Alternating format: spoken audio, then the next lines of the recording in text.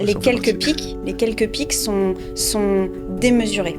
Et tu ne les retrouves pas ailleurs que dans l'entrepreneuriat. Donc pour ces quelques pics-là, ça sent l'addiction, ça sent l'addict, hein, ça sent, sent la drogue, cette histoire quand même.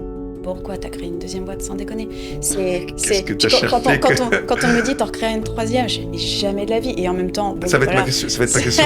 Non, ça va être ma dernière question. Tu vas devoir y répondre. L'important pour les entrepreneurs, c'est de se faire confiance, c'est d'avoir confiance en son bon sens. Le bon sens, c'est OK.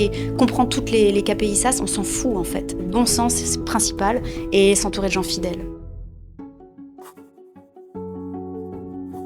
Est-ce qu'on est entrepreneur ou est-ce qu'on le devient? C'est la question qui m'obsède depuis toujours.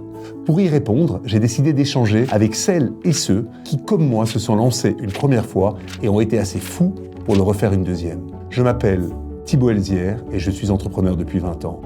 En 2011, j'ai cofondé Exa, le premier startup studio d'Europe, pour créer plusieurs startups en parallèle avec des entrepreneurs exceptionnels.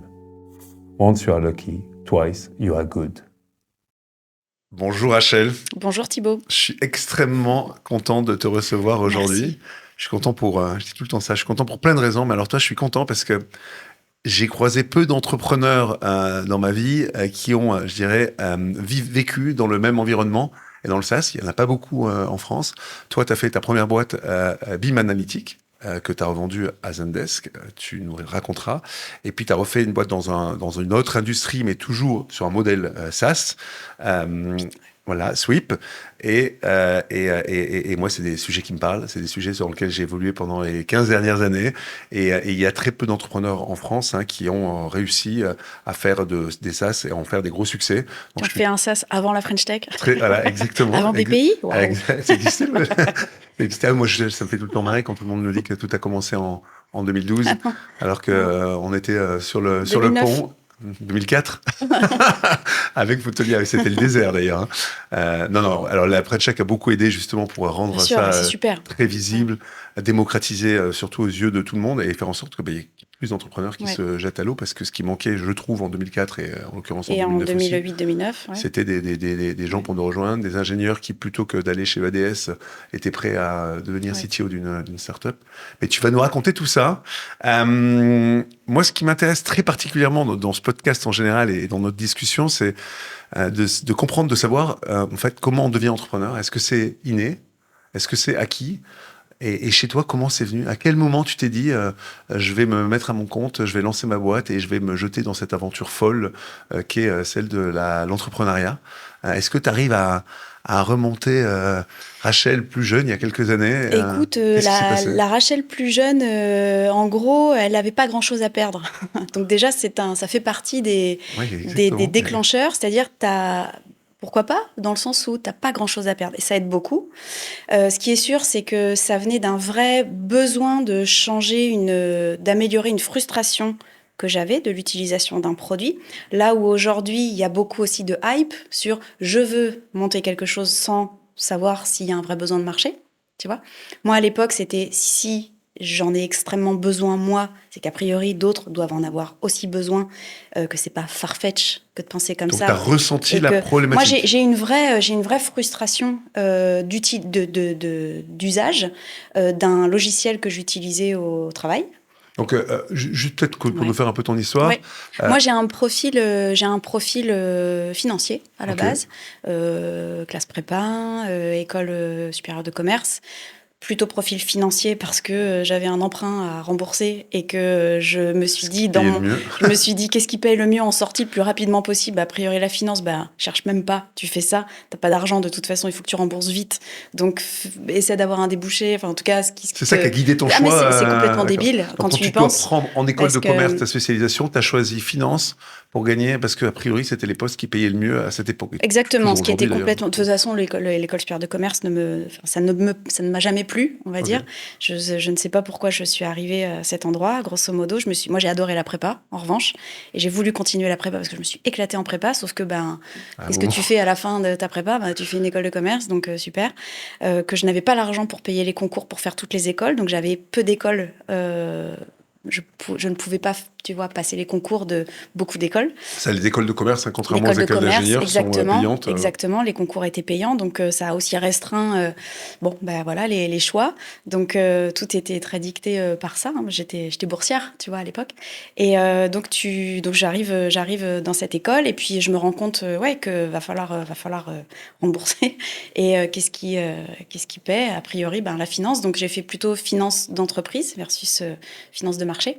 Et j'ai rapidement eu je suis partie en Russie pour un VIE. Tu vois, je pense que j'ai fait partie soit de la première, soit de la deuxième année. Je pense que c'était la première année où ils ouvraient les anciens VSN, les VIE aux femmes, tu vois, aux jeunes filles, aux jeunes femmes. Et c'est ce qui a remplacé les services militaires longs. Exactement. Quand, du coup, c'était ouvert aux femmes. Et en fait, ils se sont dit, le système est top, et donc, autant l'ouvrir aussi aux jeunes femmes. C'est volontariat international en entreprise. Ok, c'est ça. Et donc, moi, je suis partie en Russie, et j'étais en contrôle de gestion. À Moscou. Et moi, j'avais plutôt une carrière de contrôleur de gestion. J'avais fait aussi... dans une ambassade Non, en entreprise, chez un logisticien français qui était sur toute l'Europe de l'Est jusqu'à Vladivostok, tu vois.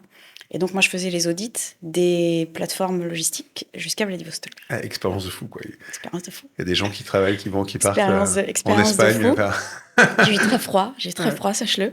J'étais pas forcément hyper équipée, on va dire, en partant, vu que j'ai fait mes études à Marseille, tu vois. Non, je plaisante, mais tu t'adaptes, mais tu n'es pas habitué. Moi, j'avais fait mes études à Marseille, je me suis retrouvé à Berlin, et j'avais jamais acheté un manteau autre que pour le ski, donc j'ai dû acheter une grosse veste, et j'empilais les couches. Longues, et des chaussures qui valent... C'est encore un niveau dessus, quoi. C'est ça. Donc contrôle de gestion, j'ai beaucoup appris, j'ai adoré apprendre sur le terrain, j'ai adoré les pixels de data, j'ai adoré analyser les chiffres, j'ai adoré le cost controlling, j'ai adoré les audits. Bizarrement, j'ai bien remboursé mon emprunt en partie, et puis après j'ai continué, je suis rentrée en France. Ça a duré 6 mois. C'était un peu plus c'était même un peu plus d'un an. C'était un peu plus d'un an, et puis il m'avait proposé un job de fou là-bas, sauf que c'était pas à Moscou, et que en Russie t'as 2 Russies, quoi. Enfin t'as 3 Russies, on va dire. T'as celle de Moscou et de Saint-Pétersbourg qui est top, et puis qui est top à l'époque, qui était top, et puis t'as le reste de la Russie. Et quand t'es dans le reste de la Russie et que tu es beaucoup trop jeune pour être dans le reste de la Russie, ta vie est un enfer. Voilà, tu vois, socialement, il n'y a rien à faire. Il n'y a pas d'expat, il n'y a pas de... C'est très compliqué. Donc, qu'est-ce que tu veux faire à ce moment-là? Et donc, non, je suis rentrée en France. Et après, moi, j'ai toujours aimé la grande distribution aussi, tu vois, bizarrement. Parce que c'est une école de gestion de dingue. Ce sont des gens qui sont tellement dans l'optimisation que tu apprends très, très, très, très vite les sujets d'Optime, tout simplement. Ça t'excitait, ça, l'optimisation, l'efficacité, les chiffres, puis moi, j'ai toujours été très... Donc, tu n'as pas choisi finance que pour l'histoire d'argent. Il y avait quelque chose dans la finance qui t'excitait d'une certaine manière. À l'école, c'était horrible. Enfin, je trouvais que c'était... Voilà. Mais c'est après, une fois que tu mets les mains dans le cambouis et que tu vois à quel point tous ces systèmes d'information-là qui charrient de la data au pixel près, à quel point cette analyse-là est très importante pour faire que l'entreprise soit pérenne. Quand tu fais matcher ton compte de résultats avec ton bilan. Ouais, et que ça fait grandir, les empires, tu vois, des empires d'entreprise. Et moi, la grande distribution, rentrer dans des entreprises qui ont déjà des dizaines d'années. Donc, tu rentres chez qui, là, à ce moment-là? Chez Carrefour. Chez Carrefour. Pourquoi pas. Et puis, parce que moi, je suis très fan des histoires du temps long. Des histoires familiales aussi qui ont démarré et qui créent des empires. C'est incroyable, quoi. Quand tu vois l'énergie. Il y avait quand même un appétit pour Carrefour sur le projet entrepreneurial. Il y avait un appétit pour apprendre de ceux qui ont déjà les clés, quoi. Voilà. Et en contrôle de gestion, du coup, chez... Et en contrôle de gestion, donc voir aussi comment ça s'optimise de l'intérieur. Ça veut dire quoi, contrôle? Parce que mécanique. On parle tout le temps de contrôle de gestion. On fait quoi au jour le jour chez Carrefour quand on fait du contrôle de gestion? Comment dire, tu vois, quand tu prends un sujet de comptabilité qui fait beaucoup de plus et des moins dans des états, ces états-là, ligne par ligne, ça veut dire quoi? Qu'est-ce qu'on voit en termes de tendance? Comment est-ce qu'on peut, quand tu lis un PNL, en fait, l'amélioration des marges, ça tient à quoi? Ça tient à plein de paramètres. Quels sont ceux que tu vas aller activer en priorité en fonction de tout un tas d'autres interactions. Donc éplucher toutes les transactions, toutes les lignes qui éplucher, passent. En fait, et puis faire que tous tes ratios soient les meilleurs possibles. Et ça tient à toujours optimiser les systèmes, optimiser les process, optimiser les achats, optimiser. Surtout que je l'ai appris hier. Et en contrôle de gestion, c'est vrai que chez Carrefour, c'est 3% d'EBITDA, je crois. Donc, en fait, il faut... puis moi, après, il faut être au pixel. Et puis moi, je suis passée même sur les sujets oil and gas, chez Carrefour, sur la partie essence, autoroute, carburant et autoroute. Et là, tu vois que les marges sont très, très, très petites. Donc, tu l'as fait sur le sandwich, la marge, plutôt que... mais le moindre 0,00%, tu vois, de marge et sur des volumes comme ceux des carburants chez Carrefour est hyper importante. Mais c'est passionnant. Enfin, en tout cas, moi, ça me... Donc ça dure combien de temps chez Carrefour ? Ça dure, je sais pas, ça dure un gros 18 mois, presque 2 ans, quelque chose comme ça. Et puis, en fait, c'est là que En fait, c'est là où je me rends compte, je me rends compte, c'est naturel pour moi d'utiliser des logiciels qui me font aller vite et qui me permettent de très bien analyser, qui me permettent d'analyser mes datas. De logiciels métiers De logiciels métiers, de logiciels à la fois un peu in-house, mais en tout cas, Carrefour a les moyens, à l'époque, en tout cas, de s'acheter des outils logiciels qui m'aident dans mon métier. Et ensuite, je pars dans une autre entreprise qui est qui a une taille de un peu plus de 300 millions de chiffre d'affaires, qui a besoin 300 milliards pour qui a besoin de créer le contrôle de gestion France. Donc on m'offre en fait une opportunité alors que je n'ai que, je crois, 25 ans, quelque chose comme ça. C'est top, tu vois, c'est une super opportunité. J'y vais et je me rends compte que il y a absolument, en fait, je ne peux même pas commencer à travailler dans le sens où je n'ai pas accès au logiciel. Excel, quoi. Alors, j'ai juste Excel et je dois aller faire la queue le matin à l'IT pour avoir des états. Bon, ça va pas aller très loin. Des états, c'est-à-dire pour récupérer des informations sur les achats, sur. Mais sauf que c'est... Parce que toi, pour faire tous tes calculs, tu as besoin de récupérer toutes les données de la boîte et qu'ils soient concentrés au même moment. Ça, que la collecte d'informations, que le cleaning de l'information soit préparé pour que tu puisses enfin mettre du vrai jus de cerveau au bon endroit, quoi, pour analyser les choses et commencer à optimiser. Mais quand tu n'as pas toute cette partie amont, c'est super compliqué. Cette partie amont, elle vient avec des systèmes d'information, elle vient avec des couches logicielles, elle vient avec du projet de data, d'accord ? Donc, je me rends compte, en fait, je mets le doigt là-dessus et je me dis, mais en fait, ce que j'avais avant, c'était pas magique. Il y avait eu un vrai investissement, il y avait une vraie réflexion d'un management de projet de data. Et donc, dans cette nouvelle entreprise, je me dis, mais en fait, je ne suis rien si je n'ai pas tout ça. Et je commence, et donc, mon directeur financier de l'époque me dit, bon, je comprends ta peine, tu vas pas aller très loin avec tes tableurs Excel et un pauvre tableau croisé, que je masterisais, en l'occurrence, mais bon. Et il me donne un tout petit peu de budget pour aller chercher un outil de business intelligence, un outil de BI, tu vois, d'analytique. Et je me sens la reine du pétrole avec mes 25 000 euros à l'époque. Et sauf qu'en fait, autant te dire, j'ai pas grand-chose avec ça, parce que ce sont que les gros qui sont sur le marché, les SAP, les SAP, les Microsoft & Co. Et que autant te dire, ils me rient au nez, parce que les 25 000, c'est là-dedans, j'ai suis supposée tout avoir, c'est-à-dire et la licence et l'implème. Et là, je me dis, mais en fait, je réalise à quel point tout est cher, massivement cher, et que je n'aurais pas grand-chose. Et c'est là où je me dis, mais c'est quand même incroyable, quoi, parce que, d'où ça coûte si cher. En fait, je me rendais pas compte du luxe avec lequel je travaillais précédemment. Et je me dis, c'est fou, parce que pour une entreprise qui fait quand même un peu plus de 300 millions de chiffre d'affaires, qui pense avoir le budget adéquat, mais qui tire de partout sur les coûts, comment est-ce que tu t'équipes, en fait, parce que tu en as besoin de base. Tu ne peux pas grandir et c'est souvent des logiciels où tu dois payer une licence fixe, et les gens réalisent pas que le SaaS, c'est pas tellement le revenu récurrent qui est intéressant. Le SaaS, ça a été la possibilité de louer un logiciel. Pour le rendre accessible aux plus petites entreprises. Et en fait, je vois à quel point je n'ai pas grand-chose avec ce budget-là, et à côté de ça, je vois aussi l'émergence du SaaS, des produits SaaS. Je vois à quel point j'utilise des applications très très sexy. On est encore très tôt là, Là, je suis en 2006, donc l'émergence du SaaS, on a Salesforce qui est arrivé il y a 10 ans, mais pas grand-chose d'autre. Exactement. Et donc je vois que il y a toute cette émergence de produits là, mais que ça n'arrive pas encore vraiment dans les entreprises qui sont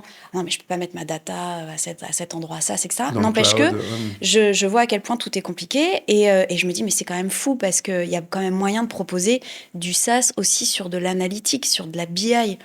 la business intelligence. Et donc, je vois que je ne trouve rien et qu'en fait, il y a peut-être une manière de proposer quelque chose avec mes besoins à moi d'utilisatrice, avec la casquette contrôle de gestion, de quoi j'aurais besoin dans un SaaS, en fait, refaire un gros tableau croisé sous stéroïdes qui se connecte à toutes les sources de données, dont les nouvelles sources de données que sont en fait toutes les bases de données, tous les outils SaaS qui sont de plus en plus utilisés quand même en marketing, etc., par les entreprises, qui génèrent des données de dingue, un volume incroyable, mais qui ne sont pas récupérables dans les systèmes analytiques traditionnels dits on-premise installés. Et c'est comme ça qu'avec mon cofondateur, / petit ami, / futur mari, / futur ex-mari aussi de l'époque, qui lui pour le coup était justement côté code, côté implémentation SAP, et qui voyait très bien comment faire les choses côté data. On quitte notre job et on crée en fait. Donc ta première idée est née d'une vraie problématique terrain auquel tu as été confronté. Oui, et puis de me dire, mais comment est-ce que on fait quand on est une grosse ETI pour s'offrir des outils d'analyse qui sont juste au cœur de ce dont tu as besoin pour grandir vite dans un monde qui va de plus en plus vite. Comment est-ce que tu fais pour t'équiper, mais avec un budget qui tient la route, quoi. Et c'est la bonne idée qui t'a fait partir? Ou c'est en partie la bonne idée et le fait que tu avais envie en fait d'être libre, autonome. Donc c'est là aussi. Alors quand tu regardes s'il y a un alignement de planète ou pas, tu te dis bon, de toute façon t'as pas d'argent de base, donc et t'as rien à perdre. T'as remboursé l'énorme partie de ton emprunt. C'est le truc qui te tient quand même tous les jours un peu éveillé. Il y a tout ça. Il y a, bien sûr, nous devons faire à l'époque un choix qui est celui de partir de Paris parce que en quittant notre job, tu n'as plus les moyens de payer un loyer parisien. T'as pas encore fait suffisamment de plans d'entreprise ou je sais plus quoi. Voilà, t'as zéro économie de base. Donc en fait, on repart chez les parents, tout simplement. Le point de chute est celui de Montpellier, où on restera finalement. Mais c'est vrai que et on a codé, et on a regardé ce qui se faisait. On était déjà très très fan des modèles de Salesforce. Tu vois Salesforce en fait qui commence à montrer qu'une offre B2B complètement le fameux Zero Software, enfin tu vois, No Software dont tu parlais, dans le cloud, quoi, qui dans le cloud, il y a une offre qui était une révolution à l'époque, qui était une révolution, puisque la plupart des logiciels étaient on-premise, c'est-à-dire installés sur les ordinateurs. Tu vois qu'il y a un vrai modèle qui fonctionne, qui est viable, qui est en train d'IPO. Tu vois que il se trouve qu'en business intelligence, vu que tu as besoin de te connecter à 1 milliard de sources de données, que tu as besoin de les processer, que tu as besoin de les à la fois de les nettoyer, à la fois de les processer, analyser, etc. C'est une ressource IT importante. Ouais, mais la bonne nouvelle, c'est que tu as un Amazon qui commence à dire, vous savez quoi, on fait plus d'argent sur les services web que sur la vente de bouquins. Et tu vois des courbes en fait qui se croisent et tu te dis, mais c'est incroyable ce qui est en train de se passer. Donc, tu as un modèle économique Salesforce qui prouve que ça commence à sacrément marcher cette histoire. Tu as un modèle d'utilisation de serveurs pour démarrer.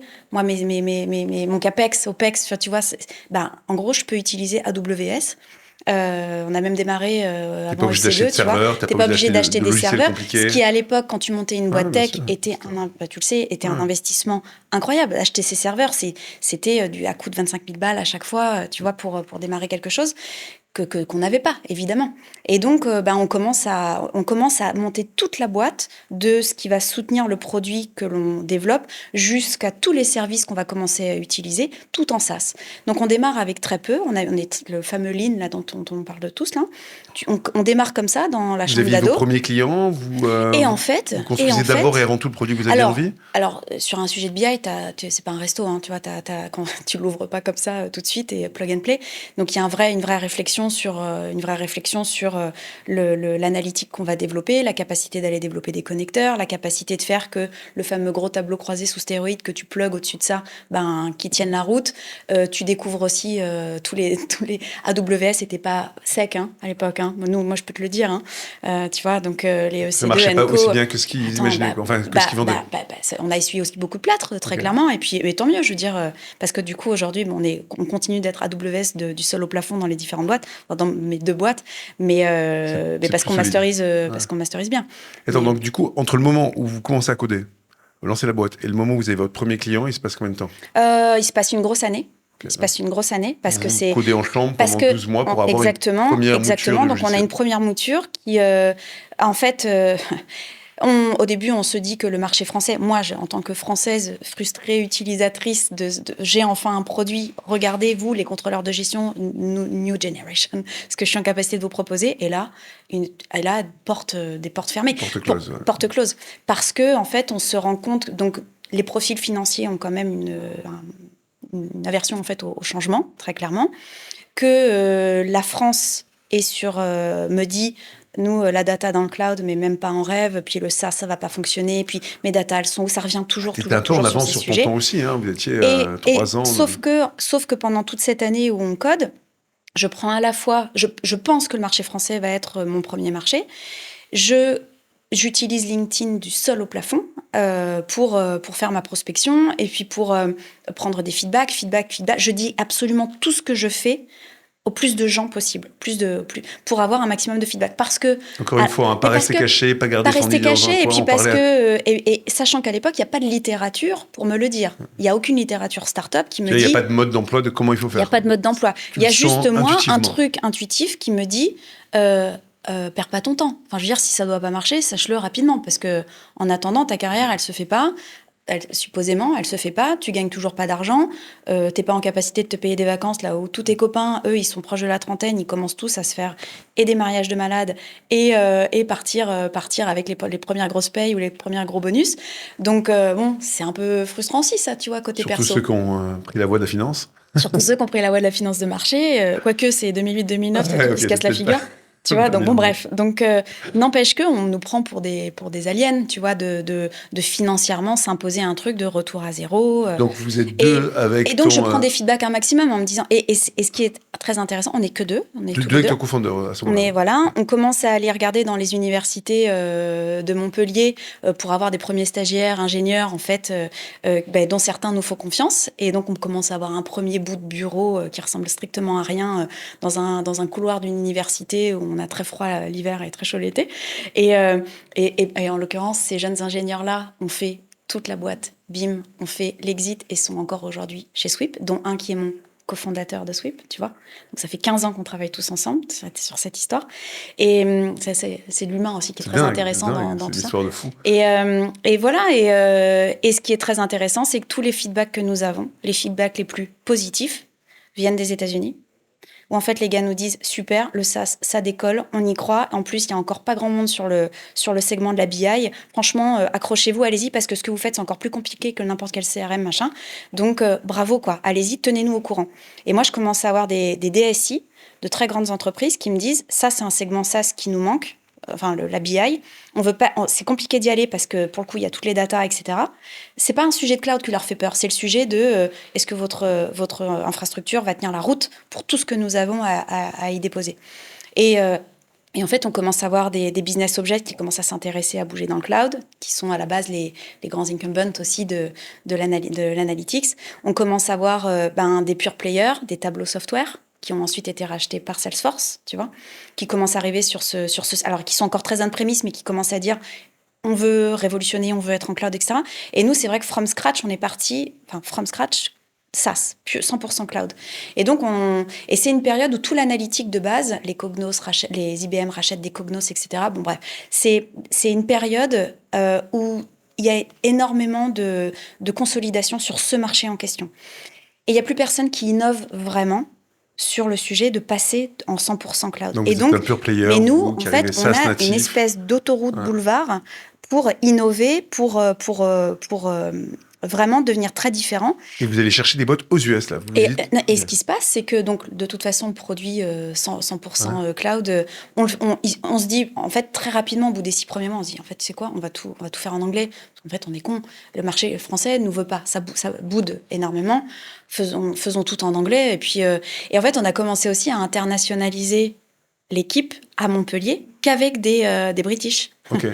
Qu'avec dès le départ, des non-French speakers. Quoi. Ok, c'est-à-dire qu'il y avait des gens qui travaillaient depuis Montpellier, qui étaient des gens parce que j'avais besoin de prospecter en anglais, que moi, je me débrouille en anglais, mais tu vois, c'est pas non plus dingue. C'est pas natif, quoi. Voilà, je suis pas native du tout. Donc, en fait, Montpellier, ça reste, tu vois, une ville universitaire avec plein de jeunes. En fait, tout est tellement neuf quand tu crées une boîte, quand tu crées quand tu innoves sur une technologie, sur un sujet de transformation comme ça, que de toute façon, tu as juste besoin d'avoir des gens qui ont la tête bien faite, qui ont envie d'y aller et qui ont du bon sens. Quoi, donc, vous construisez une équipe depuis Montpellier, et donc, on construit une équipe qui n'est pas du du tout ça, à la base, mais qui est juste très jeune, très internationale. Avec un focus sur le marché américain. Avec un focus sur le marché américain. À ce moment-là, vous avez levé de l'argent, pas du tout? Non, j'ai levé un micro-site d'entrepreneurs locaux, en fait, qui ont mis un petit ticket. Okay.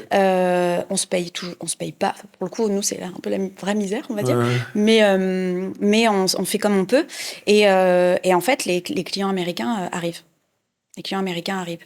Et au bout de quoi, deux ans 2 ans, on va dire. 1 an et demi, 2 ans. Tu vois. Voilà, vers 2010, c'est là où on commence à engranger en fait nos premiers clients. Et en fait, nous-mêmes, vu que tu vois, on n'a pas cette culture de la start-up parce qu'on n'est pas dans le système parisien. On n'est pas dans les cocktails et je dis pas ça pour dénigrer quoi que ce soit, mais ce que je veux dire, c'est qu'on n'est pas proche de ce qui se dit sur la technologie, le concept de la start-up qui commence à éclore, enfin en tout cas qui a ses lettres de noblesse plutôt voilà, et en tout cas en France c'est plutôt à Paris que ça se passe. Ouais, mais moi ce que je l'ai entendu depuis San Francisco, depuis Paul Graham, depuis YC. Voilà, donc on est très fan. Voilà, on est très fan de ce que on suit. Si tu veux, il y a un début de littérature américaine qui est déjà présent, mais il y a pas grand chose en France. On sait même on sait à peine qu'on est en train de monter une start-up, si tu veux. On sait juste que... Non, mais sans déconner. On fait de la start-up sans le savoir. Comme Monsieur Jourdain faisait de la prose. En fait, on fait une start-up sans le savoir. On fait un truc innovant sans le savoir. On commence à gagner des prix d'innovation. On se dit, non, mais c'est juste cool d'utiliser des trucs nouveaux qu'on arrive à... Et puis surtout, il y a un usage. Puis regardez, on arrive à le monétiser. Tu vois, on est très concret aussi dans... On gagne de l'argent ou pas? Et je pense qu'on se fait tellement pas de films sur... ouais, c'est innovant, etc. Non, on commence à monétiser ou pas? Et on est tellement bête et méchant, on va dire, sur la logique de KPI et de... Non, j'aimerais bien me payer un jour. Vous payez combien? Vous commencez avec quoi? Alors, on est vraiment sur... Vu que je veux répondre à des entreprises qui n'ont pas les moyens de s'acheter justement les gros... voilà. Donc, on est plutôt sur de la TPE-PME. SMBs, alors sachant que le SMBs américain, il a quand même beaucoup plus de mid-market américain. On est sur du très transactionnel, on est très très low touch en fait avec nos clients. On arrive à gérer le support avec les British que je vais recruter dans les pubs, s'il te plaît, à Montpellier. Hein, d'accord, magnifique. Je mets carrément des... Non mais c'est drôle. Hein. C'est là où on les trouve généralement. No offense les gars. Mais je mets carrément des annonces dans les pubs. Ok. Parce que je cherche quelqu'un qui va m'aider sur les campagnes, sur le marketing, Et là, je trouve des Américains, je trouve des Anglais, je trouve des... C'est génial, ça. Je trouve des... Voilà, quoi. C'est génial d'avoir créé cette boîte depuis Montpellier et en fait d'avoir profité de Montpellier. Ça nous a forcé à être... Et de l'attrait de la ville, parce que c'est une ville attrayante, en tout cas, depuis l'étranger. Exactement. Et en fait, on a fait venir nos étrangers sur la promesse de t'es smart, t'es plein de bon sens, t'es jeune, t'as la niaque. Mais en plus, tu vois, tu vas être un peu proche de la plage. Voilà, quoi. Et t'attires comme tu peux. Les salaires sont moindres. Donc, en fait, on est resté à Montpellier parce qu'aucun intérêt de remonter sur Paris, aucun intérêt de devoir, en fait, se confronter à la grande ville où t'as plus de mal à recruter. Puis vos clients n'étaient pas là-bas, donc de toute façon... Et de toute façon, mes clients n'étaient pas là-bas. Quitte à avoir des clients aux US, autant... Vous étiez finalement plus proche des US en étant à Montpellier. Alors moi, je passais beaucoup de temps. Je commençais à faire quand même pas mal d'allers-retours aux US. Et puis, il y a un moment donné où on nous dit, nos clients en fait commençaient à nous dire, bon, vous êtes bien sympathiques les jeunes là, les Frenchies, mais votre support ça commence à déconner parce que vous n'êtes pas sur la time zone, parce que on voit bien que et puis c'est une boîte française, et puis vous avez quand même de la compétition américaine, nous on préfère consommer américain. Et là en fait on se dit il faut qu'on aille mettre un bureau, en fait, un siège, une filiale, en tout cas, aux États-Unis, pour rassurer sur le sujet de l'économie, en fait, du business. Donc, on y est allé, mais tu vois, quand ça a craqué. Okay. Ouais. Quand ça craquait. Pas en avance de phase. Non, je voulais pas parce que c'est un cash burn de dingue déjà. Faire des paris comme ça, tu sais que tu vas cramer, possiblement planter ta boîte. Beaucoup se sont plantés. Oui, mais tu vois, c'est pareil. Là, vous n'aviez pas le choix en fait. Non, c'était une demande de vos clients. C'était une demande. Il n'y avait pas le choix. Je commençais à voir que, franchement, c'était C'était pas bon, du coup ça commençait à attaquer la rétention, donc il fallait y aller et puis il fallait qu'on soit vraiment, fallait que ce soit, fallait qu'on soit américain. Fallait qu'on ait l'air d'être américain. BIM Analytics à BIM Analytics. Voilà, exactement. Fallait qu'on sound américain. Mais c'est pareil, tu vois là, t'arrives, à l'époque on avait fait une série A avec Alven, tu vois. Donc vous avez juste pour construire, donc vous avez quand même fait une levée de fonds à ce moment-là. On a fait une levée de fonds. Qui vous a permis de financer aussi ce genre de... Et on y est allé avec cette levée de fonds parce que... Vous avez levé combien avec Alven à ce moment-là? En Syrie, on avait levé 3 millions, ce qui était énorme à l'époque. C'est ça. C'était en 2013 et c'était énorme, tu vois, 3 millions en Syrie, c'était chouette. Sachant que c'était le tout début du SAS. Moi, je me rappelle, avec Exa, on allait voir Alven en 2011. Il ne jurait que par l'e-commerce. Il n'investissait que dans la place de marché de l'e-commerce. On arrivait, à part Nicolas Sellier, le gars d'Alven qui était un peu sensible à ces sujets SAS, tout le monde nous riait un peu au nez, quoi. Donc bravo pour avoir levé ton argent à ce moment-là. Exactement. Et qui nous a fait confiance en particulier chez Alven, c'était Jérémy Usan, qui était aussi peut-être un des plus jeunes, qui était très SAS. Voilà. Et Jérémy qui a été notre sponsor. Ça fait 2 fois qu'on en parle dans ce podcast, Jérémy Usan qui a changé la donne. C'est celui qui a investi aussi dans Frishti. C'est vrai. Ouais, très proche. Et donc, mais on y est allé parce qu'on avait ce besoin, parce que quand je suis arrivée pour ma levée de fonds, pour ma série A, j'avais déjà identifié les personnes avec lesquelles, les Américains qui seraient sur place pour m'aider à développer, à parler américain à des Américains et à vendre américain à des Américains, ce qui était très important parce que moi, je me voyais pas partir. Tu partais pas la fleur au fusil. Non, moi, je partais pas la fleur au fusil. Je savais très bien que c'était plus que casse-gueule et que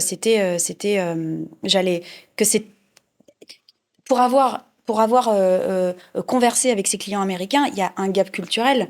Il y a une manière de... T'as beau parler la même langue.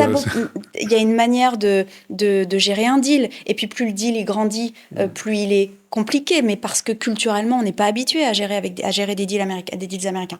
Donc, je suis arrivée, en fait, pour ma série A avec tous ces proof points-là, en disant, voilà ce que j'ai aux États-Unis, voilà ce qui craque, voilà ce dont j'ai besoin, en fait, pour pouvoir aller mettre au siège. Un bureau à San Francisco ?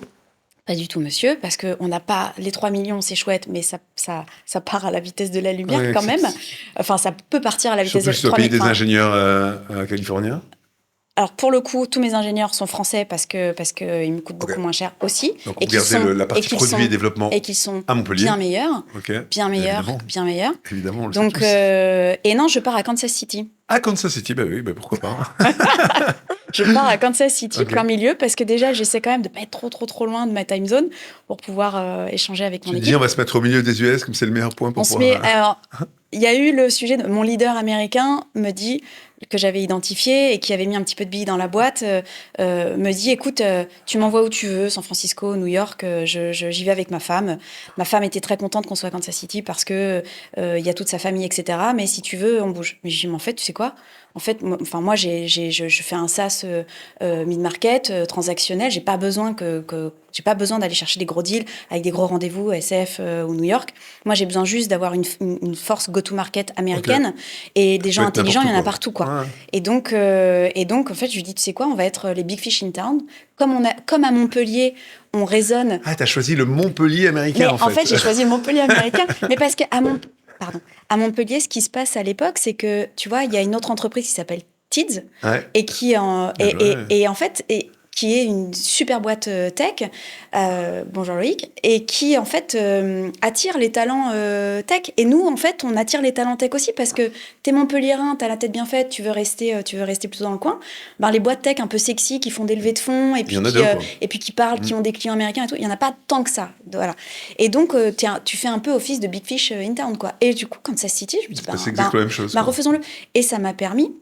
On est passé à la radio, on est passé à un Est-ce que ça a été, avec du recul, une bonne décision ? Ça a été une excellente décision. Tu regrettes pas ? Tu n'aurais pas dû te mettre à San Francisco ? Ça a été une excellente décision. Tu le referais parce que j'ai eu un CAC, en fait, un coût d'acquisition client avec cette équipe-là pour une première expérience américaine, pour une première boîte qui se lance une première fois aux États-Unis. On a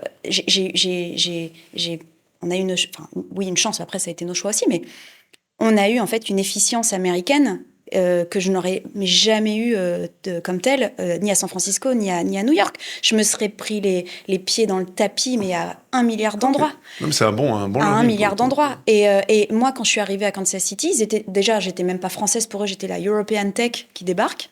Ça me va très bien, pas grave. Montpellier, autant te dire que c'était encore pire à positionner sur une carte, mais c'est pas très grave. L'important, c'était que quand ils ont parlé de nous, dans les newspapers locaux, on en est là, et ben en fait, parce qu'on avait fait un peu de job avec notre équipe PR en disant, regardons voir ce que ça donne, cette histoire. Moi, j'ai fait de la radio. Ce que tu n'aurais jamais fait en arrivant à New York. Mais personne ne m'attendait. Une parmi 1000. Mais personne ne m'attendait. Non seulement je n'y serais pas arrivée, mais en plus, personne ne m'attendait. Et à Kansas City, en fait, jour 1, j'ai 80 CV sur la table. Mais non, ok. Et le truc avec lequel tu luttes comme jamais quand tu pars ou à SF et ou à New York, moi, j'ai pu démarrer rapidement. J'ai pu tester rapidement le type de profil dont j'avais besoin. J'ai pu me tromper rapidement aussi, tu vois, grâce à ce vivier-là qui était prêt à travailler pour nous. Et donc, très rapidement, à montrer une dynamique de closing de clients sur place par des Américains, des clients américains par des Américains. Et ça, tu montres aussi à tes investisseurs que tu es en train de créer un business qui duplicable, repeatable, que tu peux, c'est la manière dont tu as fait pour les États-Unis. Vous aviez créé une filiale ou la boîte, vous l'aviez flippée? Non, j'avais créé une filiale. Une filiale parce que c'est pareil, je voulais voir ce que ça allait donner. La boîte mère restait la boîte française. La boîte mère restait française. La boîte mère restait française. Et donc, vous arrivez là-bas et pour toi, ça a été une très bonne décision et tu recommanderais à n'importe qui touche le marché américain d'avoir une position locale. Ouais, puis regarde ce que ça a donné des années plus tard. Tu as des gars de SF qui te disent, au final, en fait, on a commencé à mettre des gars à Denver. Oui, bien sûr. Parce même les Américains sont allés là-bas. Même les Américains ont commencé à dire, finalement, en fait, quand tu as des gens talentueux, tête bien faite, tu les paies moins cher. Et puis, la manière dont tu vas toucher tes clients, c'est sûr que quand tu es sur du grand compte, que tu as besoin d'être au niveau des sièges, puis en fonction de ta verticale, tu vois, est-ce que tu préfères être à New York? Oui, parce que si tu es finance, si tu es fashion, si tu es média, tu vois, ça dépend vraiment de ton business. Moi, je n'avais pas besoin de ça. Et vous avez eu de la visibilité aussi aux États-Unis, ce qui vous a permis à un moment donné d'être sous le radar d'un Zendesk, par exemple. Visibilité, ta visibilité, c'est des clients contents, c'est ton upsell, c'est ton NRR, ta net retention rate, Et en fait, sans moi savoir que je crois que je regardais vraiment. J'étais même tellement pas dans cette culture. Enfin, je commençais à l'être de plus en plus dans cette culture SaaS. Mais franchement, j'étais quand même au niveau 0. Moi, je voulais juste voir que je gagnais de l'argent, que je commençais à me payer. Déjà, je passais au-dessus d'un SMIC, super. Et tu vois, c'était tout ça qui commençait à être important. Mais je pense qu'à l'époque, si on avait suivi nos KPI, on avait d'excellents KPI, quoi. D'excellents KPI. Je pense que vous faisiez partie des SaaS en France qui marchaient le mieux, sauf qu'on n'avait pas assez de recul pour identifier ce que c'était qu'une bonne KPI. Et puis moi, c'était pas forcément quelque chose que je mettais de manière concise. On parlait même pas d'ARR, cette notion d'ARR. Enfin, on savait que c'était du revenu récurrent annuel. Et nous, on s'imposait un truc de malade en plus, c'est que on regardait un MRR parce que nous, nos clients ne s'engageaient pas. Moi, c'était au mois le mois. C'était au mois le mois. Il n'y avait pas d'option de payer sur un contrat annuel. Donc, t'imagines la lutte sur mes cohortes, la lutte de rétention, quand tu es au mois le mois, le travail que tu dois faire pour retenir tes clients. Chaque mois, tu remets chaque mois, tu es en possible danger. Et puis quand on a un gros qui rentre, tu es content, hein. Mais faut pas qu'il parte, quoi, parce que t'es... Oui, surtout que vous aviez... À la fin, donc au pic, au meilleur moment, j'imagine que c'est avant la vente par Zendesk, vous aviez à peu près combien de clients? On était sur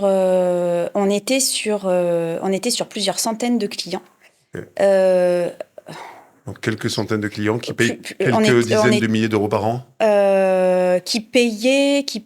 On était sur des tickets. Qui montaient à. Je pense que les plus gros tickets, ils étaient à 30 000 par an quand même, tu vois. Ce qui est pas dégueu, surtout à l'époque, tu vois. Mais c'était ce type de profil d'entreprise. C'était ce type de profil. On a plusieurs centaines d'entreprises qui payent entre 10 et 50 000 euros par an pour un autre produit. Ouais, on est sur ces sujets, sur ces masses-là. Et surtout, j'ai peu de personnes, tu vois. Donc on a vraiment, on commence à être vraiment canon. Tu vois, au niveau... et c'est vrai que j'ai fait 18 mois comme ça aux États-Unis. Tu as fait beaucoup d'allers-retours? Moi, j'ai fait beaucoup d'allers-retours. Alors moi, je faisais beaucoup d'allers-retours à San Francisco. Parce que moi, je faisais mine, je faisais illusion sur le fait que nous avions un bureau à San Francisco. 12 sweeps après pour te rattraper et baisser ton bilan carbone. Ouais. Ah, moi, j'ai une dette carbone. très forte. Et puis en plus, moi, j'ai été nourrie à l'oil and gas. Moi, mon père travaillait au Nigeria dans le parapétrolier. On en parlera des motivations de la seconde entreprise. Donc voilà. Mais tout ça pour dire que moi, je faisais illusion à San Francisco. Moi, j'étais toujours dans tous les événements. Moi, j'étais une glue de Salesforce. Je faisais tous les Dreamforce. Vous étiez très proche d'eux. Vous bénéficiez énormément de leur écosystème. Mais parce que je bénéficiais de leur écosystème, parce que quand je voulais rencontrer tout l'écosystème de partenaires avec lequel je voulais travailler, il fallait que j'aille à Dreamforce. Et cet énorme événement créé par Salesforce, qui en plus d'être un énorme SaaS. Et j'étais moi j'étais une fan. J'avais pas de poster dans ma chambre de Salesforce, mais j'étais une énorme fan de cette entreprise. Mais vraiment, je me disais, mais quel succès, quoi. De Marc Benioff. Ouais. Non, mais je me T'avais la photo de Marc Benioff Mais à qui sur la deuxième boîte, pendant mes levées, à qui j'ai pu parler 45 minutes en one-on-one. Et qui a mis de l'argent dans la... Non, parce que je venais de lever, mais je voulais comprendre, en fait, ce qu'il... Tu as 45 minutes au one-on-one, il y a des gens qui sont prêts à payer des millions. Mais même ses propres équipes, tu vois. Il y a beaucoup de gens chez Salesforce qui lui ont jamais parlé. Je crâne quand je vois des personnes de chez Salesforce, je leur dis, moi j'ai eu ce tête-à-tête-là. Ça fait partie des aventures dingues d'être entrepreneur. Mais ça fait partie des aventures dingues d'être entrepreneur. Être entrepreneur, c'est aussi... il y a très peu de satisfaction. Les quelques satisfactions, c'est de pouvoir rencontrer des gens comme ça, de par ton propre... Et c'est ton propre travail qui t'amène à rencontrer ces gens. Quand tu dis il y a très peu de satisfaction, tu dis que par rapport à d'autres jobs, il y a un accomplissement, il n'est pas régulier, il n'est pas constant. C'est trop dur d'être entrepreneur. Ok. Je trouve ça trop dur. T'as pas l'impression qu'il y a des bas, mais qu'il y a aussi des hauts il y a tellement plus de bas que de hauts que l'équation fait que c'est très très dur. Moi, je trouve qu'il y a beaucoup de bas, et puis quand il y a des hauts, comme on les célèbre pas, parce qu'on est déjà sur la prochaine étape. On est sur une balance un peu négative. Oui, et une balance négative, tu trouves ça satisfaisant? Non, pas du tout. Donc moi, je trouve que c'est trop dur, une balance négative tout le temps, c'est chiant. Mais après, les quelques pics de satisfaction, alors j'ai appris de plus en plus à les célébrer. Et en revanche, les quelques pics sont démesurés. Et tu ne les retrouves pas ailleurs que dans l'entrepreneuriat. Donc pour ces quelques pics-là, ça sent l'addiction, ça sent l'addict, ça sent la drogue, cette histoire quand même, tu vois. Mais c'est dans le livre de Musk, je disais une phrase qui était assez intéressante, je trouvais, qui disait on doit choisir dans la vie entre être légendaire et heureux, parce que quand tu veux être légendaire, tu dois forcément être obsessif, et que quand tu dois être l'obsession, c'est vraiment l'anthétique du bonheur, tu vois, et que quand t'es entrepreneur, t'es un peu obsédé. Alors écoute, je sais pas si je fais pas ça pour être légendaire, mais en tout cas, est-ce que je suis heureuse? C'est compliqué, tu vois. Et je le dis toujours de manière ouverte, et même à mes équipes, je leur dis c'est difficile, quoi. Mais ça vaut le coup. Toujours dedans. Mais c'est très dur, et je ne sais pas. Parfois, je me dis mais pourquoi t'as créé une deuxième boîte, sans déconner? Quand on me dit t'en recrées une troisième, je dis mais jamais de la vie. Et en même temps, ça va être ma question. Non, ça va être ma dernière question. Donc, tu vas devoir y répondre. On va faire un peu de philosophie sur le sujet, mais bon. Non, mais c'est très dur. C'est très dur. Mais les quelques pics, les quelques endroits c'est quoi les pics? Donc, prenons BIM Analytics, ok. Si tu prends un peu de recul, ça a été quoi les pics de bonheur? Le pic ultime. Typiquement, alors j'arrive direct à la case finale, mais une acquisition. Il n'y en a pas eu avant? Le premier client, le premier... Le premier client, je suis très patriote à la base, tu vois, je suis très fière d'être française, je suis très fière d'être européenne, etc. Ouais, non, la levée de fonds, etc. Oui, c'est chouette, c'est bien, tu prends en photo. On n'a pas le droit de célébrer les levées de fonds, mais à force de dire qu'on n'a pas le droit de célébrer les levées de fonds, en fait, non, mais parce que on n'a pas beaucoup d'occasions de célébrer quoi que ce soit. À partir du moment où tu as l'argent qui arrive sur ton compte, tu es déjà en train de te dire, merde, le premier board avec eux, putain, est-ce que je vais assurer, etc. Donc bon, c'est toujours un peu... C'est vrai qu'il y a toujours le coup d'après qui grève le sentiment de satisfaction. Donc pas la levée de fonds, mais je t'ai coupé. Mais tu vois, le fait, c'est sur BIM, le fait de voir qu'en tant que Français, on commence à créer une espèce d'aura sur notre sujet aux États-Unis, mais tu dis la radio comme City, ça a été non mais là je parle vraiment de la manière dont on a opéré aux États-Unis, mais moi le fait d'être tout le temps fourré entre guillemets, tu vois, dans la Silicon Valley, là, dans tous les endroits, etc. Moi je rencontre des gens, on se fait propulser sur une scène de Google I.O. parce qu'on est les premiers à se connecter à Google BigQuery. Ça c'était un moment heureux. Ça, c'est un moment heureux parce qu'en fait... Le moment SF, le moment où tu... Parce que tu te dis, en tant que Français, en fait, je suis en train de rapatrier du revenu pour ma balance commerciale. Je pensais comme il ça. est ce côté, Moi, je pensais, d'accord. je pensais bien, comme c'est ça. patriotique. Moi, ok. je pensais comme ça. Je disais, ma balance commerciale, les gars. Mais Je sers la balance je sers la commerciale. balance commerciale. Mais comment dire, mais ouais, t'as Google I.O., enfin, t'as les équipes de Google que tu vas voir à Mountain Une View. très grosse reconnaissance, quoi.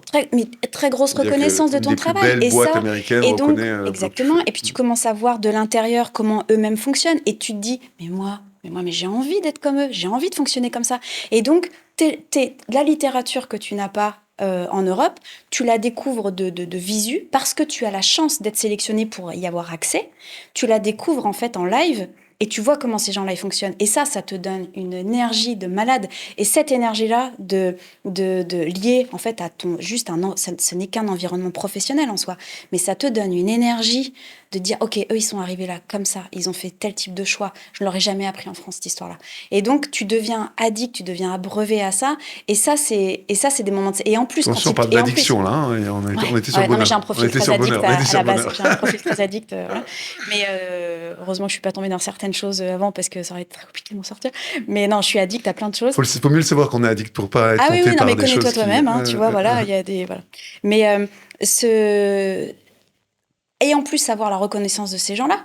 Mais ça te booste en fait. Tu veux ça. Et ça, c'est des satisfactions que j'essayais absolument de donner à mes équipes. C'est-à-dire quand je rentrais, je m'imposais un truc, c'était de leur faire des rapports. Je leur faisais des rapports. Tu partais sur des sessions de combien de temps à San Francisco, régulièrement, je partais. Alors, les plus grandes que j'ai pu faire, c'était sur des sessions de 3 semaines. Mais j'avais aussi un bébé. Donc, il fallait que je fasse attention, tu vois, à tout ça. Mais, et ton cofondateur / mari / père de ton enfant était sur place à Montpellier. Sur place à Montpellier pour continuer, pour gérer le produit, etc. Mais c'est vrai qu'on a eu cette reconnaissance. On a commencé à avoir du PR qui s'intéressait, de presse en fait qui s'intéressait à nous. Et puis quand tu es catapulté sur certaines scènes que tu fais, on a fait des scènes, tu sais, des awards, etc., de démos, tu vois, à l'époque où tous les grands, tous les box, tous les LinkedIn, etc., étaient passés sur ces scènes-là pour pitcher leur. C'est chouette, quoi. Non, mais donc c'est important ces moments de reconnaissance quand même pour toi en tout cas. C'est important parce que tu te dis en fait pour le coup jamais si tu étais resté salarié de ta boîte tu aurais pu prendre à bras le corps ton sujet et l'exposer. Voilà. Jamais tu aurais pu aussi montrer que tu avais développé un vrai usage qui fait gagner de l'argent. C'est génial. Qui aide ta balance. Et voilà. Et le pic ultime, tu dis, c'était quand même cette vente à Zendesk. Ouais, le pic ultime, c'est... Zendesk, c'est un logiciel de gestion du support, un SaaS, un des premiers SaaS aussi, qui arrive dans les années qui a commencé en même temps que vous, 2006. Franchement, je pense, oui, c'est des gens qui ont démarré 3 ans avant nous. Okay. 3 ans avant nous. Et qui, eux, pour le coup, étaient européens, danois, et ont fait le move très rapide de partir aux États-Unis. Ils ont levé de l'argent avec Point9, je m'en rappelle. Ouais, exactement. Ils sont partis très vite aux États-Unis parce que, pour le coup, leur traction était principalement là-bas. Et puis, ils ont fait à peu près le même move, ils ont eu la même intuition. Alors, ils ont flippé direct, ils ont flippé tout de suite. Flipper, ça veut dire qu'ils ont pris le siège et ils l'ont migré aux États-Unis. Exactement. Et c'est vrai que... C'est une boîte américaine. C'est une boîte américaine. Ils venaient pas contribuer à la balance commerciale de leur pays. Mais non, c'est une boîte américaine. D'accord. Mais c'est vrai que un ADN européen très fort qui nous a beaucoup plu aussi quand ces personnes nous ont exceptionnel, magique, presque. Franchement, ça se vendait tout seul, cette histoire. C'était assez fou. Moi, je l'ai regardé avec des yeux. Je disais, mais vous êtes magique, vous êtes magique. Mais il y avait un besoin énorme. Moi, Ouais. pour avoir vécu la problématique où tous les gens qui créent des boîtes, moi, je crée Photolier à ce moment-là, on devait tous recréer en interne notre système de gestion de tickets. Il n'y avait pas de SaaS sur étagère pour gérer notre support. Donc, chaque boîte devait recréer en interne dans son back-office, son gestion. Nous, ça nous prenait un tiers de notre développement, de nos équipes dev, travailler sur le back-office et en particulier sur cet outil-là. Exactement. Donc, le fait de pouvoir utiliser un outil sur étagère, c'était une très, très Et ces gens-là, très rapidement, en fait, ils créaient eux-mêmes tellement de données pour leurs clients que leurs clients commençaient à leur demander de l'analytique sur les tickets. Et que eux ont commencé à le faire, n'ont pas réussi en interne parce que c'était devenu trop gros, trop complexe. Puis il fallait un vrai savoir-faire sur l'analytique, sur la BI in-house, en fait, productisé. C'est des gens qui, à l'époque, s'étaient mariés, entre guillemets, avaient fait un partenariat technologique avec Good Data, qui était un SaaS, une SaaS BI américaine, très très cher, très cher. De l'ancien modèle, de l'ancien monde. Voilà. Okay. Et ils ont commencé à se dire, il faut qu'on ait une acquisition, il faut qu'on fasse une croissance externe sur ce sujet de produits analytiques. Et puis ils sont tombés chez nous un peu par hasard, a priori. Quand tu prends la manière dont ils ont recherché. Reçu un email, et tu vois, et c'est là aussi où je suis très contente, monsieur, parce que on avait senti aussi à l'époque que c'était très important et c'est la culture américaine, à force de comprendre comment ces acteurs SaaS, B2B, Enterprise aussi, commencent à fonctionner, à quel point la proximité avec les analystes, les fameux quadrantes, enfin les fameux cadrans, les fameux rapports d'analyse qui tous les ans te positionnent, tu vois. Okay. Moi, j'avais compris à quel point c'était absolument important de me rapprocher des gens qui s'appelaient Forrester, des gens qui s'appelaient Gartner, pour que ces gens-là fassent leur travail indépendant. Moi, je regarde toujours un peu de haut en me disant c'est qui ces gens-là, et en fait, ça sert à être positionné dans un écosystème. Quand tu es en SaaS, quand tu es en B2B, c'est hyper important parce qu'en fait, à un moment... Zendesk, vous avez repéré sur un cadran Gartner. En fait, tout le travail que nous avions fait pour nous exposer, alors tu t'exposes des pieds à la tête aux analystes, et puis ceux qui font leur choix. Et si tu tombes sur un analyste qui ne connaît pas très, très bien ton industrie, il a tendance à te démontrer que... Moi, je ne connais pas le sujet. Il y a une vraie recherche, une vraie analyse. Il y a du vrai temps. Il y a du vrai temps passé à me dire, ça, sur le papier, ça me prend un temps de dingue, cette histoire, mais ça va payer dans le temps parce que ce sont des indépendants qui me classent, qui me cartographient, et que mes clients ont besoin... Quand tes clients ne te connaissent pas, il y a des références en fait qu'ils vont regarder, et ce sont ces gens-là. Peut-être pour ceux qui ne connaissent pas Forrester et Gartner, c'est des bureaux d'études dont l'objectif, dans l'objet, est de faire des nomenclatures des logiciels qui existent pour les différents métiers. Et ils viennent te positionner te donner un score ta compétition, te donner un score, etc. Et c'est très important pour la visibilité de ça, parce qu'il y a ça peut te détruire aussi, très clairement. C'est le goût de Michelin, en fait, finalement. Exactement. Et c'est vrai qu'à l'époque, je me souviens aussi, certains de mes investisseurs me disent « Oh là là, mais pourquoi tu passes du temps là-dedans ? Et puis ça coûte quand même cher. » Parce qu'il faut... Oui, j'aurais cru ça, moi, tu vois. Et moi, je leur dis, déjà, en plus, si j'ai la volonté de bouger up market, il va falloir que je prépare les choses rapidement. Et je pense qu'il faut les préparer comme ça. Je vois que les Salesforce, etc., c'est quelque chose d'important. Je vois les job descriptions. Je scanne les job desks qui sont ouvertes par les boîtes dont je suis fan. Donc, je scanne, en fait, le type de job qu'ils ouvrent régulièrement. Et je vois à quel point le sujet des analystes est quelque chose de très important. Je vois à quel point le sujet des PR aussi est quelque chose de très important. On n'a jamais eu de budget marketing. Rien. On faisait tout à la mano, en organique, en SEO, machin. Mais j'ai une dépense marketing qui est celle qui me coûte très cher à l'époque, parce que en 2010, je paie quand même 10 à 15 K par mois de PR à San Francisco. Okay. Donc, tu travailles avec une agence PR là-bas. Je travaille avec une agence PR. Cette agence PR, en fait, elle fait genre, je suis à San Francisco, et elle est ma caisse de résonance là-bas. Et ça t'a servi? Et ça m'a servi. Pourquoi ça m'a servi? En plus, c'est parce que le moindre petit micro-article qui est fait sur toi aux États-Unis fait que tu en as 10 en Europe. Okay. Et tu sais quoi? Caisse de résonance, ça marche toujours comme ça. Okay. Ça marche encore comme ça. C'est un conseil que tu donnes. PR américain. Aujourd'hui, avec ta nouvelle boîte, vous êtes plutôt européen ou vous avez aussi une empreinte américaine? Aujourd'hui, plutôt en fait, notre base cliente est plutôt européenne parce que ce sont les entreprises européennes qui sont beaucoup plus avancées sur les sujets sustainability. Donc c'est quand même Et ça va être le cas encore pendant au moins les 4 prochaines années vu ce qui s'y passe, quoi, oui et non, en fait, parce que tu vois, les entreprises américaines te disent en fait il se peut elles sont déjà mobilisées.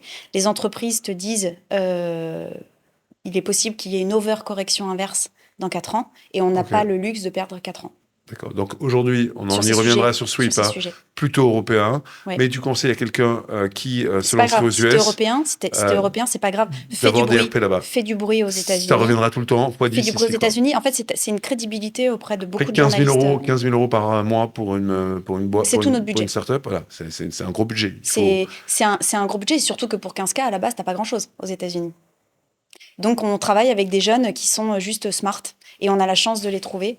Et c'est pareil, trouver les bons PR, parce qu'autant te dire qu'il y a pléthore, trouver les bons. En fait, ce que je fais à l'époque, c'est que aucun réseau, aucune connexion, rien du tout. Je regarde les boîtes que je trouve excellentes en termes de communication. Tu vas chercher leur agence de presse. Je vais chercher leur PR, sauf que leur PR me disent, bon, t'es sympa, mais t'as pas d'argent, t'es microscopique, t'es française, enfin, même pas on se parle. Mais ils me disent, bon, t'as l'air sympa, pour ton budget, machin, pour tes sujets, va voir nos copains, ils viennent de lancer leur copains agence. X. Les copains X, pareil, ils me disent le même truc. Franchement, là, t'as pas d'argent, t'as rien, etc. Ok. Mais va voir nos copains Y parce que ils viennent. Et en fait, tu vas chercher les Y. Ouais, mais les Y, ça reste quand même des copains de rockstar. Bon, voilà. Alors, raconte-nous donc cette aventure américaine. Finalement, tu te rends visible, très visible à travers Gartner, Forrester, les RP. C'est un travail de temps long, mais c'est important. Et là, Zendesk t'approche, t'envoie un email. Comment ça fonctionne? Alors, on attend tous, enfin tous les entrepreneurs. Alors, les entrepreneurs veulent pas que vendre leur boîte, mais on est toujours c'est toujours excitant ce moment où quelqu'un te contacte potentiellement. Oui, mais alors ça c'est pareil, ça c'est très récent. Tu vois le sujet des acquisitions, du possible mail que t'attends, etc. Autant te dire qu'en 2014-2015, moi j'attendais rien. En 2014, moi j'attendais absolument rien. Okay. J'attendais surtout de sortir de ce qui est assimilable à une prison à un moment donné où tu cravaches et puis tu gères de l'humain et puis t'étais dans le dur là. En fait même si tout fonctionne bien, t'as pas de vacances, t'es dans le dur tout le temps. Ça faisait 5 ans déjà. Ça faisait 5 ans déjà. Ça faisait 5 ans et donc t'es dans le dur tout le temps et c'est super parce que la boîte se développe, mais c'est non-stop. Il y a que ça qui compte et c'est aliénant aussi. Et tu ne mets pas de frontières très claires. Vous mettez pas de frontières très claires entre votre vie personnelle et professionnelle. Aucune, absolument aucune. Il y a que ça qui compte. Il y a qu'une vie, quoi. Et en plus, il se trouve que tu vois, en 2015, il n'y a pas une littérature pareil. En Europe, il n'y a pas une littérature sur les acquisitions. Il n'y a pas grand-chose qui s'est vraiment passé. Autant te dire qu'il n'y a pas grand-chose qui s'est passé en dehors de Paris. Il n'y a pas grand-chose qui s'est passé déjà de base à Paris sur ces sujets. C'est vrai, il n'y a pas une volumétrie. Donc, autant te dire que ces sujets de l'email d'acquisition, mais même pas type. En fait, donc, il se passe quoi? Il se passe quoi? Il se passe que moi, j'utilise LinkedIn, comme je t'ai dit, depuis déjà 5 ans, Inside Out, je connais tout par cœur. Enfin, c'est mon outil de travail, sauf que je suis aussi, je suis noyée sous les échanges LinkedIn que j'ai et je ne vois pas. Je ne vois pas les LinkedIn de Zendesk qui veulent absolument me parler et qui veulent me contacter et je ne les vois pas parce que c'est noyé et que je ne regarde pas tout et que. D'accord, donc n'oubliez pas de regarder votre LinkedIn parce que ça pourrait arriver sur LinkedIn. Et jusqu'à ce que je me souviens, on avait un téléphone fixe à l'époque dans les bureaux de Montpellier qu'on n'utilisait absolument jamais et ça sonne et je décroche et en fait il dit enfin réussi à vous avoir. Il faut aussi monitorer son téléphone, d'accord, ok. Non, mais maintenant, toutes tes datas, tous tes 06 sont trouvables. Enfin, tu vois. Mais je sais pas si un jour quelqu'un veut acquérir une boîte. Enfin, moi, en tout cas, ils arrivent à me contacter par téléphone et en me disant. J'ai mis mon email sur LinkedIn, comme ça, c'est plus simple. Oui, mais maintenant, on a beaucoup plus exposé. On est public sur LinkedIn. On est. En tout cas, voilà, ça arrive par ligne fixe, ok. Ouais, ça arrive par ligne fixe. Hi, I am ça arrive par ligne fixe et non, c'est le M&A en fait de Zendesk et puis I'm chat from. Qui nous disent vous regardez vos LinkedIn de temps en temps. Voilà. Donc petit taquet au passage, mais. Et je pense quand je repense à tout ça, je me dis mais ça a dû faire grandir un FOMO quoi. Comment ça mais parce que il va pas nous répondre. Fait que vous répondiez pas. Ouais, d'accord. Il va pas nous répondre. Ça c'est bien mis. Ouais. Alors que c'était absolument pas volontaire. D'ailleurs, j'étais quand même un peu honteuse parce que je me dis mince. Donc là, qu'est-ce qu'ils te proposent concrètement? Ils te proposent de venir sur place. Ce qu'ils te proposent, c'est déjà, je pense qu'ils comprennent à peine qu'on est à Montpellier, mais ce qu'ils me proposent, c'est Montpellier. Ce qu'ils me proposent, c'est est-ce qu'on peut avoir une démo du produit? Est-ce qu'on peut avoir une démo du produit? On a besoin d'avoir une démo rapidement. On a réussi parce que nous. On était en trial période en fait sur Internet. Ils avaient déjà réussi à utiliser le produit de tout partout, de bout en bout. Et ça leur a énormément plu. Ils ont vu une profondeur de produit qu'ils n'avaient pas vue chez ceux qu'ils étaient en train dans les last stage en fait d'acquisition. Et c'est vrai quand ils nous ont utilisé, ils nous ont dit mais en fait c'est fou. Donc ils cherchaient à acquérir un produit de ce genre. Ils avaient testé pas mal de produits. Et parmi tous ces produits-là, le vôtre avait remporté. Ils savaient exactement ce qu'ils voulaient. Donc ça aide aussi dans le cadre d'une acquisition. Ils savaient exactement ce qu'ils voulaient, le timing avec lequel ils voulaient cette acquisition. Et puis ils nous disent on a besoin de vous parler, faire une démo, etc. Et donc avec mon cofondateur, on se dit là pour le coup ça semble assez important. Et on pense même pas à l'acquisition en fait. On se dit top partenariat. Si on peut remplacer Good Data, génial. En fait, on pensait remplacer Good Data. Donc, eux viennent, vous partez aux États-Unis? Non, pas du tout. En fait, on fait la démo, on fait un GoToMeeting à l'époque. Ah oui, on fait, voilà. Visio. Et un visio. on fait cette visio, et puis très rapidement, ils nous disent, écoutez, on vient vous voir. OK? Ou quand? On est jeudi, on vient lundi. OK, très bien. Vous savez où on est? Non, Paris? Montpellier? Pas loin. OK, pour un Américain, pas loin. Prends un deuxième avion, quoi. Voilà. On vient vous voir, et c'est vrai que là, ils ont débarqué là où devait y avoir l'équivalent d'un super ingé, d'un gars du produit et le gars du M&A. En fait, ils débarquent à 3, et il se trouve qu'il y a un des cofondateurs de Zendesk. C'est lequel? Morten. Okay. Qui débarque. Et ils viennent tous les 3, et puis en fait, ils passent du temps ils viennent sur 2 jours, un lundi, un mardi, ils viennent sur 2 jours. Et le lundi, moi, je sais plus, enfin bref, il se trouve que le lundi après-midi, je leur dis, écoutez, vous allez être très bien reçus par mes équipes, par mon cofondateur, vous allez faire toute la session produit le lundi après-midi, sauf que moi, je suis désolée, j'ai un engagement avec Google, parce qu'il se trouve qu'on continue d'avancer fort aussi avec Google BigQuery. Moi, je dois être absolument à Paris. Aussi. Je suis désolée, mais voilà. Donc, je pense la double rasade de FOMO qui se met en place. Et dès le lendemain, donc ça marche d'ailleurs, pour partir. Il ne faut pas le créer, il faut que ça soit naturel, sinon mais tu sais quoi, mais je pense que je ne pensais tellement pas à un sujet d'acquisition. J'étais honorée qu'il y ait un cofondateur qui vienne. Je trouvais ça chic, déjà. Pour un partnership. Je me suis dit, bon, peut-être qu'il était en vacances en Europe, il est revenu voir sa famille, ça lui fait plaisir de venir à Montpellier. Mais bien sûr. Et donc, je trouvais ça très chouette, et puis plein de choses à apprendre encore. Et puis, finalement, le mardi, ils nous disent, écoutez, en fait, il y a un peu plus qu'un partenariat sur la table. Enfin, j'espère que vous l'avez compris, communication received. Ah non, pas du tout. Et c'est vrai que tout est allé très vite. Ils sont rentrés aux États-Unis, ils ont fait leurs calculs de leur côté. Et il se trouve aussi que moi, c'est un moment où je commence à comprendre qu'il va falloir qu'on aille vite sur, au moins, se positionner sur aussi une proposition de montant. Et autant te dire que déjà qu'on n'a pas de culture... Alors déjà, tu avais envie de vendre?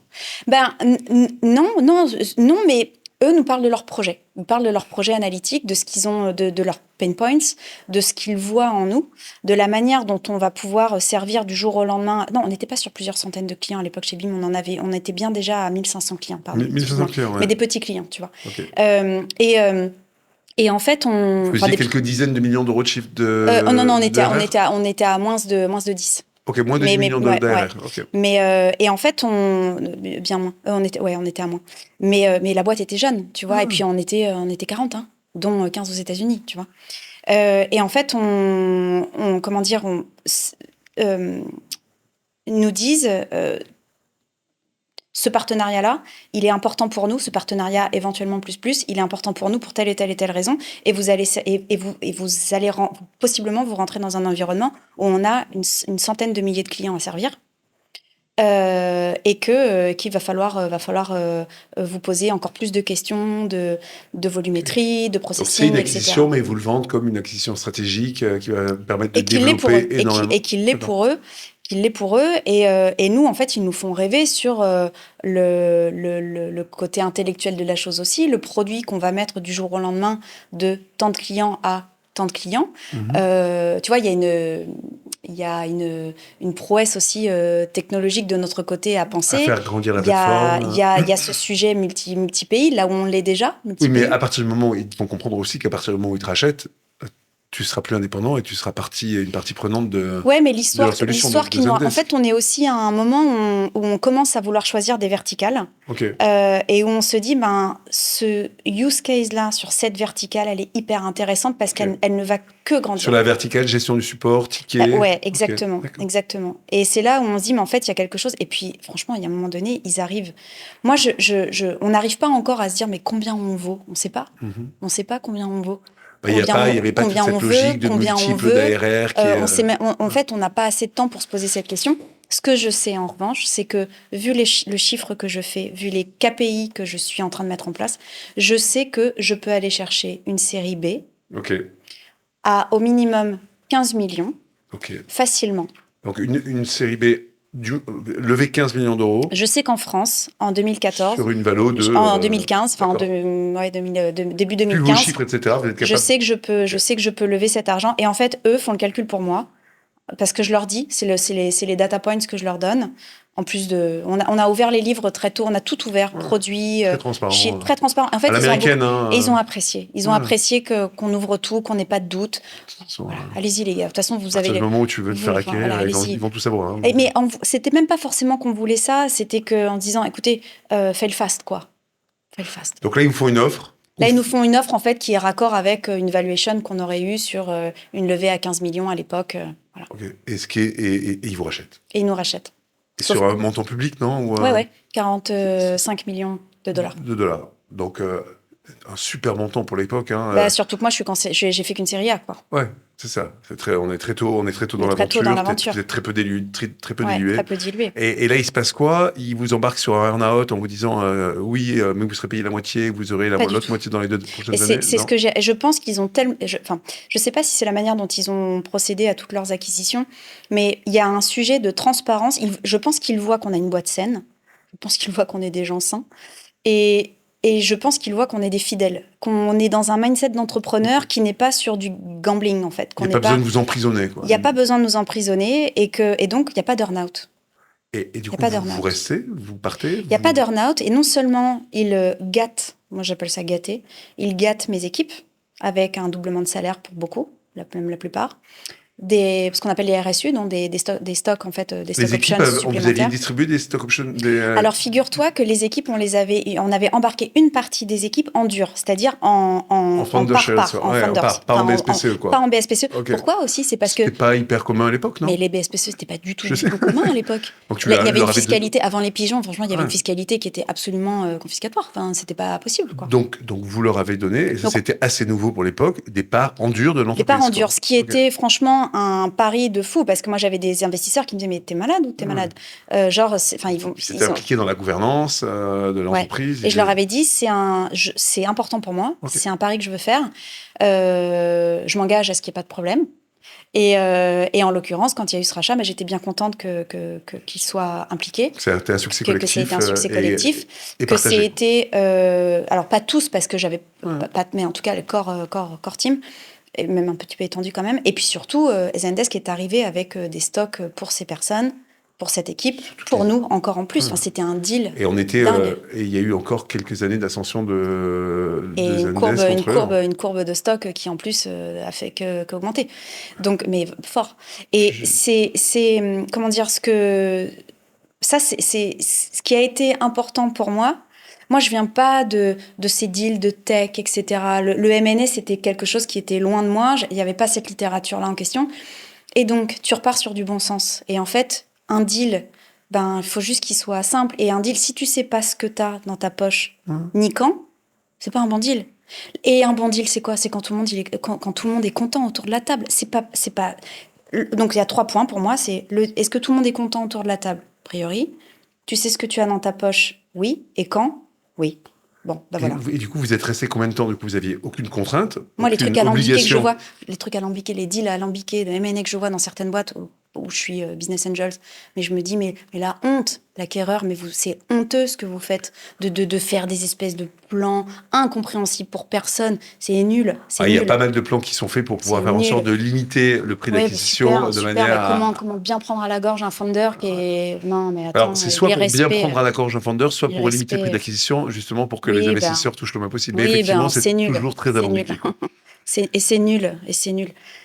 Vous restez combien de temps, vous, là-bas, du coup Moi, un peu plus de 4 ans, quelque chose comme ça. T'es resté 4 ans quand même, donc sans obligation de rester. Rien de rien. Pour faire la transition, pour intégrer justement BIM Analytics maintenant dans Zendesk. Et puis parce que je me suis éclatée. Ok, parce que tu t'es éclatée. Okay. Et ce moment-là de l'acquisition, c'est un grand moment de bonheur.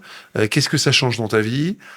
Tu passes d'un moment où vous étiez un peu en galère à un moment où tu touches de l'argent. Qu'est-ce que tu as changé? Qu'est-ce que tu as changé en mieux? Qu'est-ce que tu as changé en moins bien? Qu'est-ce que vous avez c'est sûr que quand tu signes la tonne de papier, qui te prend d'ailleurs l'après-midi à signer, tellement c'est long. C'est pour la bonne cause, parce que derrière... non, mais c'est bien. Puis, c'est bien rémunéré, comme ton taux horaire, là, il est pas mal, très clairement. Mais non, ce qui est chouette, c'est de se dire aussi que, justement, en parlant du fameux taux horaire, là, tu vois, celui où tu gagnais rien pendant longtemps, un SMIC éventuellement à un moment donné. À risque toujours, parce que risque en fait... toujours. En fait, toutes ces heures-là, quand tu les mets bout à bout, au regard de ce que tu touches, tu te dis, en fait, chaque heure que je passais là, elle était sacrément rémunérée. Donc, et c'est ce que je dis souvent à des fondateurs aussi d'entreprises qui me disent, c'est dur. Je dis, tu vois, si possiblement ta boîte, elle vaut tant et que tu arrives à faire tel type d'exit, en fait, regarde ton taux horaire actuel. Enfin, rétro-calcul, quoi, on va dire. Et puis, regarde aujourd'hui ce que ça... Possiblement, là, ton heure, oui, elle est difficile, mais peut-être qu'elle vaut tant cette heure-là, aujourd'hui. Peut-être que tu travailles pour tant, en fait. Donc, j'essaie toujours de raccrocher ça. Et ça, c'est ce qui m'a peut-être le plus surprise, en fait, toutes ces années-là, ce taux horaire-là, en fait, finalement, récompensé, quoi. En fait, ça valait vraiment la peine. Ça valait vraiment cet argent. Enfin, ça valait cet argent, ça valait vraiment la peine de le faire. Et puis après, oui, matériellement, le fait de... Moi, je viens pas d'un milieu hyper aisé. Tu vois, le sujet de bourse, sujet d'emprunt, sujet de trucs. Tu t'es fait un cadeau, t'as acheté ta maison. Du jour Alors moi, en revanche, je suis très belle. Je suis très casanière, malgré tous mes voyages à San Francisco, etc. Moi, j'adore un truc, c'est de rester chez moi, c'est d'être chez moi. J'adore ça. Donc du coup, j'ai un intérieur j'ai une maison qui est sympa, j'ai un intérieur qui est sympa. C'est très important, très très important. Côté design, etc. Moi, je me suis acheté. J'ai toujours rêvé d'avoir de beaux Togo. Ok. Canapé. Moi, ça a été mon premier achat. Génial. Ouais. Je me suis acheté un Togo. Ouais. Je me suis acheté un Togo de malade, moutarde, sublime. Que tu as toujours aujourd'hui. J'ai toujours. C'est un peu ton. Moi, tu vois, le sujet de l'achat matériel très féminin, on va dire, d'un joli sac, tu vois, j'ai toujours pas de bague, j'ai toujours la même boucle d'oreille. C'est pas du tout mon truc. En revanche, une belle chaise de designer, là. Non, c'est bien. Écoute, chacun achète ce qui lui fait plaisir. Et voilà. toi, ça a été ton canapé. Ça, c'était mon. Et donc, peut-être pour avancer un peu dans l'histoire, donc tu restes 4 ans, vous restez tous les deux, donc 4 ans chez Zendesk, en travaillant entre Montpellier et j'imagine en continuant à faire des allers-retours un petit peu avec San Francisco, qui est le siège de Zendesk. Et vous décidez de relancer une boîte. Ouais, il y a un moment donné, c'est vrai que Qu'est-ce qui s'est passé ? Il y a un moment donné, t'ennuies. En fait, ce qui se passe aussi dans les acquisitions et ce qu'il faut savoir, c'est que moi, j'ai eu beaucoup de chance d'être très proche du C-Staff chez Zendesk, d'être très proche des cofondateurs, d'être très proche du CEO avec qui que j'adorais pour sa personnalité, etc. J'ai appris énormément de choses sur la mécanique d'une très, très, très belle boîte américaine, SaaS, B2B, post-IPO. Enfin, magique, quoi. C'est des gens qui n'avaient que 3 ans de plus que nous. Donc, ils se sont fait sortir de la bourse, avec des fonds activistes, etc. Dur, mais bon, c'est comme terrible, ça, la vie.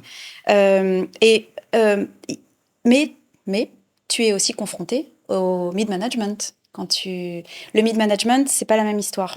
Parce que le mid-management n'a pas les mêmes choses à prouver que la lune de miel que tu as pu avoir avec les C-level. D'accord ? Et ça, tout le monde te le dira. Tous les fondateurs qui ont vendu te le diront. Donc, c'est vrai que ce mid-management-là, à un moment donné, tu te dis, attendez les gars, ça, c'est pas mon sujet. C'est pas... Et donc, il y a quand même une petite fatigue qui s'installe. Et 4 ans, c'est bien déjà. Hein. Franchement, il y a peu de gens qui sont restés 4 ans dans la boîte qui les a acquis. Hein. C'est parce que... Et sans earn-out. Hein. Oui, en plus, sans devoir y rester, quoi. Sans devoir y rester. Et après, c'est aussi un moment où j'avais mon deuxième bébé, donc tu te dis aussi, il y a un moment donné, quand est-ce que tu profites de ces enfants ? T'as du rythme aussi, c'est-à-dire que t'es moins dans la course entrepreneuriale dans laquelle t'as été pendant 5 ans, et plus dans un rythme finalement d'employé aussi, parce que j'imagine que ça stabilise, c'est une grosse boîte, t'as un salaire, t'as un job que tu dois faire, et du coup tu te poses un peu. Exactement, un peu.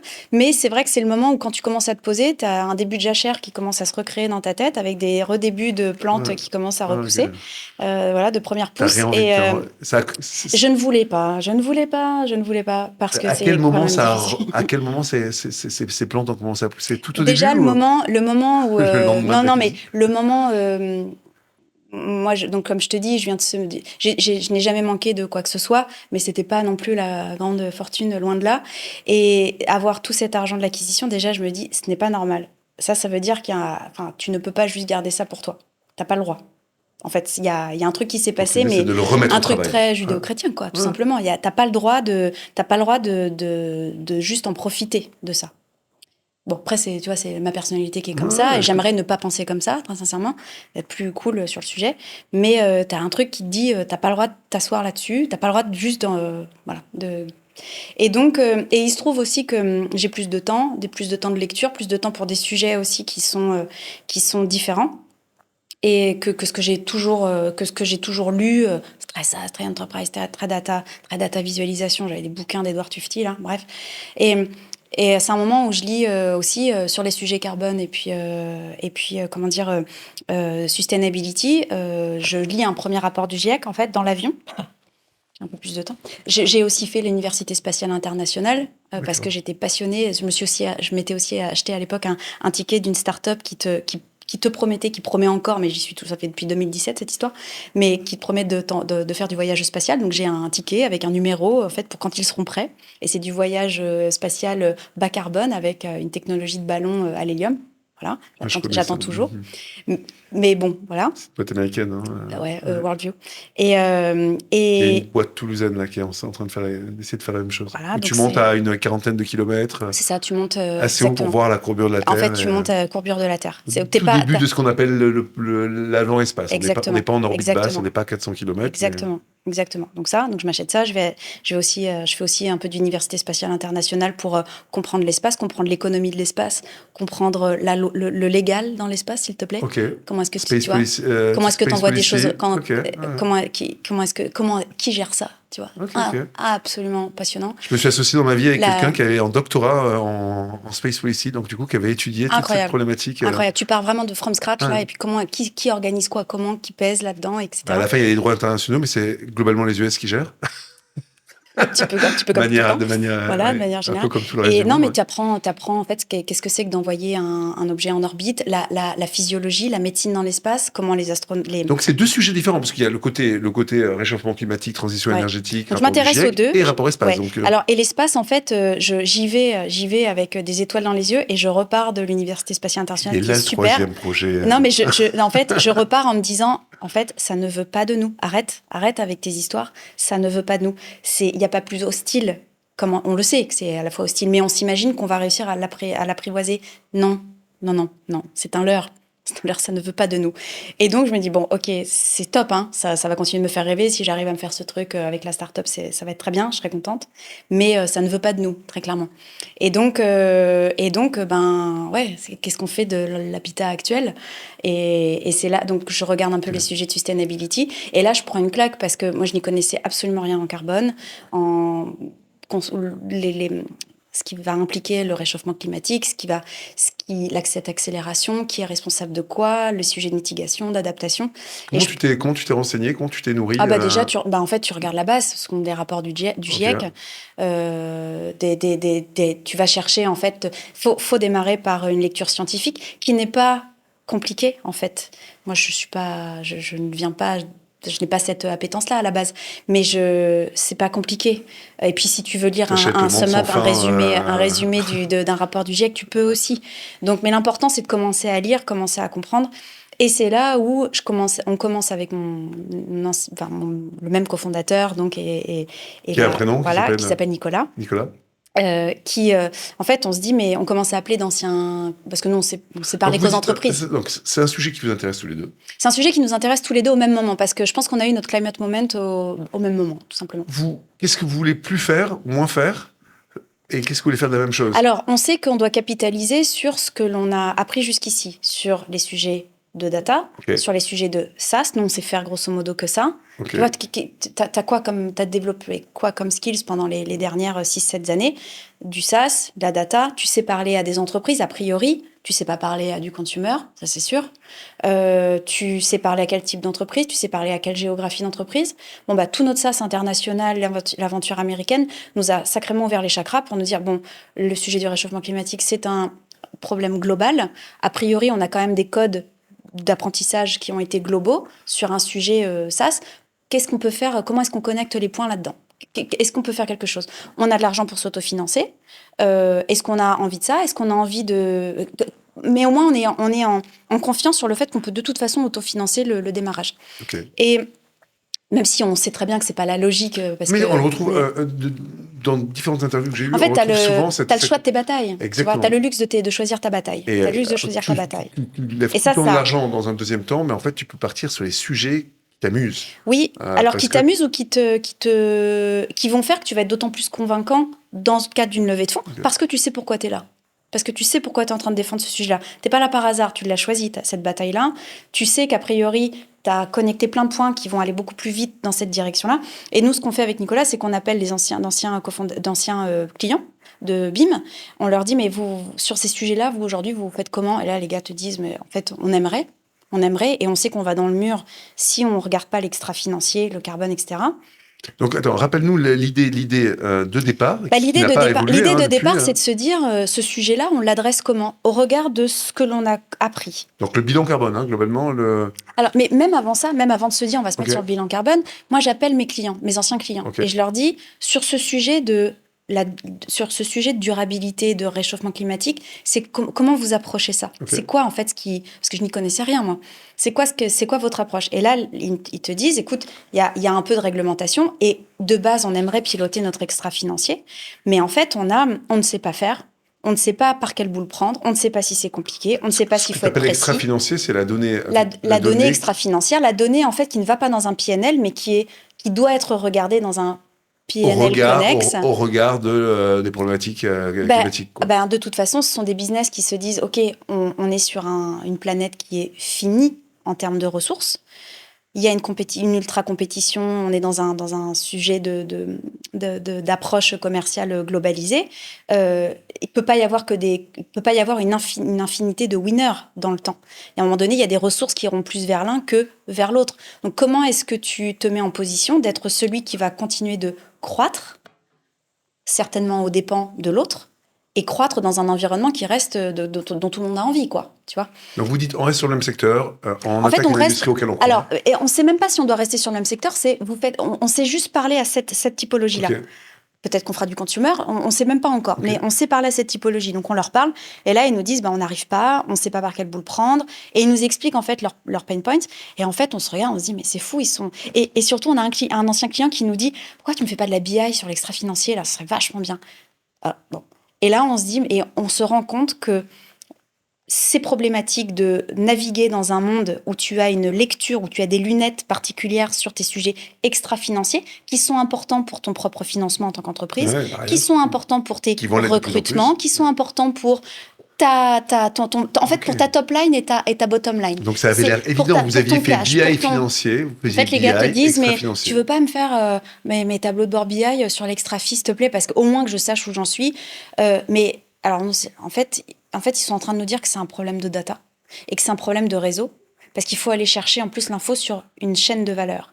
Et là, tu te dis, attends, nous on a fait de la BI, donc on coche quand même pas mal de cases. Sur le sujet de la data pixelisée qu'il faut en plus transformer en carbone avec une méthodologie scientifique. Bon, ça, on ne sait pas faire, mais on va s'équiper, on va s'entourer, on va mettre les bonnes personnes en fait qui vont venir... parce que moi, j'ai aucun problème pour dire, même à mes clients, le carbone, j'y comprends, je comprends de quoi on parle, et encore, moi, j'ai pas fait de thèse ou quoi que ce soit, mais je comprends de quoi on parle depuis les débuts de Sweep. Moi, je n'ai aucune conscience écologique jusqu'à ce que j'ai 40 ans. Mais je n'ai pas de problème à le dire et à être transparente sur le sujet. L'important, c'est de changer, de comprendre, et puis d'améliorer les choses, quoi. Donc, un discours très décomplexé aussi par rapport à ça. Et l'important pour moi, c'est en revanche, dans mon entreprise, de faire venir les personnes qui sont les sachants, les sachantes, pour productiser, en fait, leur approche dans un SaaS digital qui va permettre la collecte de l'information aux bons endroits, qui sont, en fait, les données extra-financières sont absolument partout dans les systèmes d'information. Tu vas transformer ça en carbone, tu récupères le reste de la donnée dite ESG, de social, gouvernance, dans les SIRH, dans les systèmes RH, etc. Tu collectes tout ça au même endroit, tu la processes de la bonne manière, tu mets les bonnes méthodologies, la bonne manière de piloter une décarbonation, de rendre ça visuellement analysable, et puis surtout les plans d'action, etc., te comparer. La remédiation, et puis, qu'est-ce que tu peux mettre en œuvre, le fameux disclosure, c'est-à-dire une fois que tu as tous les pixels de data, franchement, mettre ça dans un lipstick type CSRD ou type autre framework de réglementation, c'est pas compliqué. Pour ça, quand tout le monde tire à boulet rouge sur la CSRD, t'es là, mais les gars... Et attends, et donc, du coup, vous aviez l'idée telle que tu l'as définie là, c'est avec cette idée que vous partez. C'est-à-dire c'est avec cette idée où on se dit, bien avancée, c'est avec cette idée où on se dit, il y a confrontée à la réalité du marché. Il y a un truc qui dit, en fait, c'est chouette parce qu'il y a un vrai sujet de mission. Nous, on a le luxe de choisir nos batailles. Et en fait, ce qui me fait vraiment aller au bout de ça, sur ce sujet vraiment sustainability, c'est que c'est pareil, je me dis, matériellement, je pensais avoir mis ma famille à l'abri, matériellement. Je pensais avoir mis mes enfants, mes sœurs, ma mère, à l'abri financièrement. Il n'y a personne là qui peut se retrouver à la rue. D'accord ? Sur le papier, dans un monde économique capitalistique qu'on connaît aujourd'hui. Donc tu penses avoir mis les gens à l'abri, sauf qu'en fait, avec un sujet où on va tous dans le mur parce que t'es même dans ta super maison à la plage, en fait, peut y avoir un tsunami à cause de tous ces sujets de changement climatique.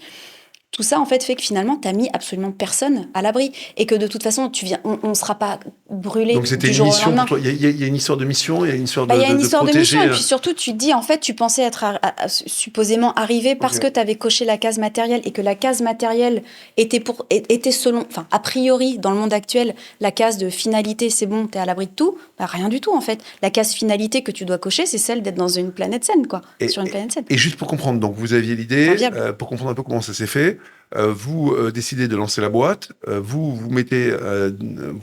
commencez en autofinancement, à coder le logiciel, à rencontrer des clients, à leur vendre le produit.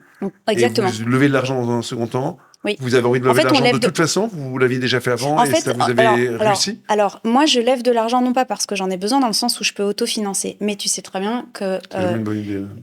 De quoi ? C'est jamais une bonne idée d'autofinancer. Je trouve que c'est bien d'avoir... Et puis surtout, moi, ce que j'ai appris de mes investisseurs auparavant, c'est que, bien sûr, ils apportent du financement, mais j'ai toujours eu la chance d'être très bien entourée avec mes investisseurs. Ils m'apportent énormément d'intelligence, de scanning de marché et d'intelligence aussi même opérationnelle parfois sur des avis, d'intelligence de marché, et ils m'apportent surtout un réseau constant supplémentaire qui ne fait que grandir, parce qu'eux-mêmes grandissent par leur portefeuille, par les advisory boards auxquels ils vont être, les conseils d'administration, bla.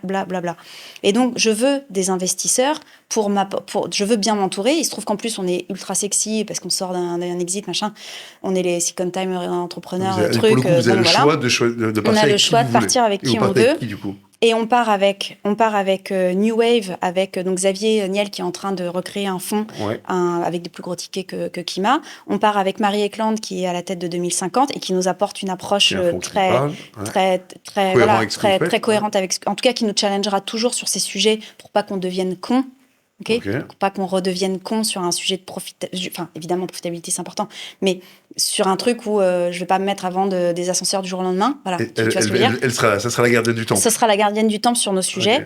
C'est pour ça aussi que je suis Bicorp, c'était pour être sûr et société à mission, pour être sûr qu'on déconne pas dans le temps.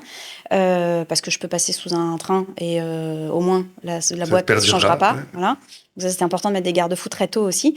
On part avec les Allemands de La Familia, avec Janez Fürstenberg, qui est topissime, j'ai rarement vu. Il y a une femme parfaite. Maintenant, générale à côté. Ça, c'est Jeannette. Et puis qui est très liée en fait à l'environnement de grands émetteurs allemands industriels. Moi, je veux aider les grands. Ça peut avoir beaucoup d'impact. S'il y a bien des gens à aider, c'est les grands émetteurs de carbone. Il faut d'abord aller chercher les gros acteurs qui émettent énormément. Exactement. Et c'est aussi pour ça que c'est un gros pour ces gens-là, le projet de data est d'autant plus compliqué.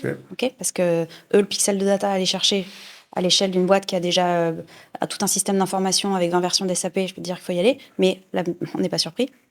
Donc, on a un edge. Voilà. Et on part aussi avec Coatue. Et on part avec... alors ça, il y a eu les 3 en seed, là. Ensuite, il y a eu Balderton en série A, avec Bernard Liotto, qui nous apporte SaaS/data/BI, parce que Bernard, il vient de ce milieu-là. Oui, bien sûr, Business Object. Donc, et puis moi, j'ai toujours été très, très, très fan de Bernard. Donc, avoir enfin Bernard, c'était un peu le Graal. Il est toujours au board. J'étais avec lui lundi, tiens, tu vois. Et puis, on a Coatue qui rentre juste après la série A, 2 mois après la série A, pour ce qu'on pourrait dire presque une série B, ou qui est une préemption de série B, je ne sais pas comment l'appeler, mais... Donc, à ce moment-là, moi, c'est ce qui m'intéresse un peu dans ce podcast aussi. Qu'est-ce que tu décides de faire différemment ? C'est-à-dire que donc, on a compris que tu pars sur un sujet dans lequel tu vas avoir plus d'impact. Donc, tu choisis un sujet avec impact. Tu veux aussi rester dans le domaine que tu connais, parce que c'est là où tu vas avoir... Même si en allant chercher les grands émetteurs, je suis sur l'enterprise, qui est différent de mon mais tu restes dans le logiciel et dans le SaaS. De mon transactionnel. Mais tu changes effectivement de persona. Et qu'est-ce que au niveau du recrutement, au niveau de la levée de fonds, au niveau de la gouvernance de ta boîte, au niveau de la manière dont tu veux la mettre en place, qu'est-ce que tu vas vouloir faire pareil ou qu'est-ce que tu vas vouloir faire totalement différemment? Ce que je fais de manière différente, c'est que je fais toujours autant confiance à mon bon sens. Parce que j'ai beau avoir créé une boîte, c'est pas parce que tu as créé une boîte que tu sais tout sur tout. C'est faux. Même au bout d'une deuxième boîte, d'une troisième boîte, le monde change en parallèle. Les générations que tu recrutes ont changé aussi en parallèle. Donc, tu recrutes pas les mêmes personnes. Elles n'ont pas les mêmes motos, elles n'ont pas les mêmes motivations, etc. Tu recrutes pas tu ne crées pas ta boîte avec les mêmes outils que tu as utilisés aussi pour la première. Enfin, quand on me dit, c'est sûr qu'il y a plein d'erreurs que tu ne vas plus faire, ou il y a plein de, mais de base le monde change.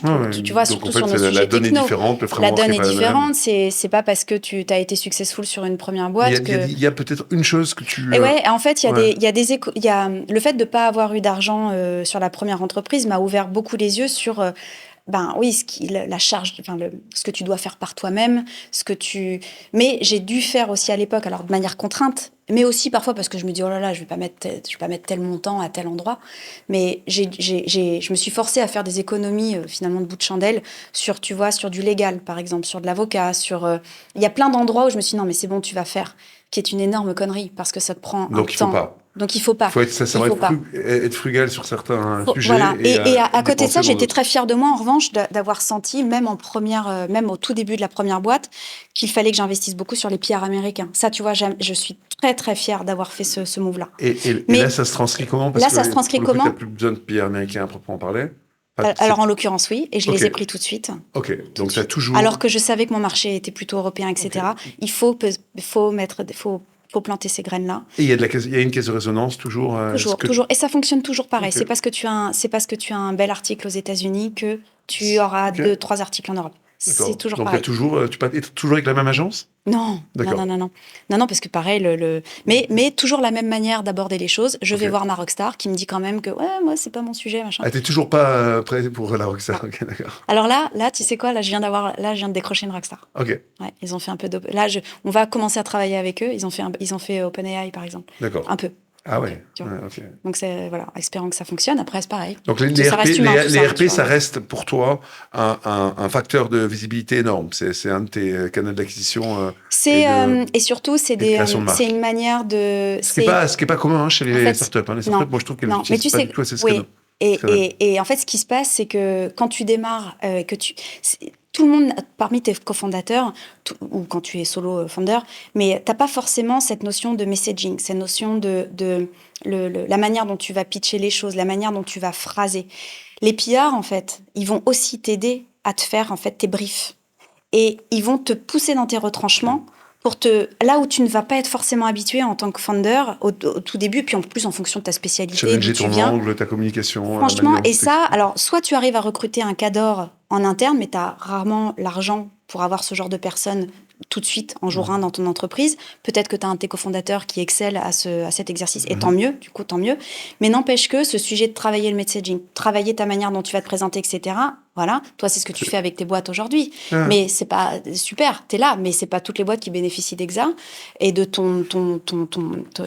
mais c'est hyper important, effectivement, de trouver un angle et une manière de... Et en fait, c'est des gens qui, en plus, arrivent avec un framework américain en tête. C'est des gens qui vont me donner, en fait, de manière ultra rapide, une culture de comment se passe un meeting aussi. Comment se passe un meeting aux États-Unis?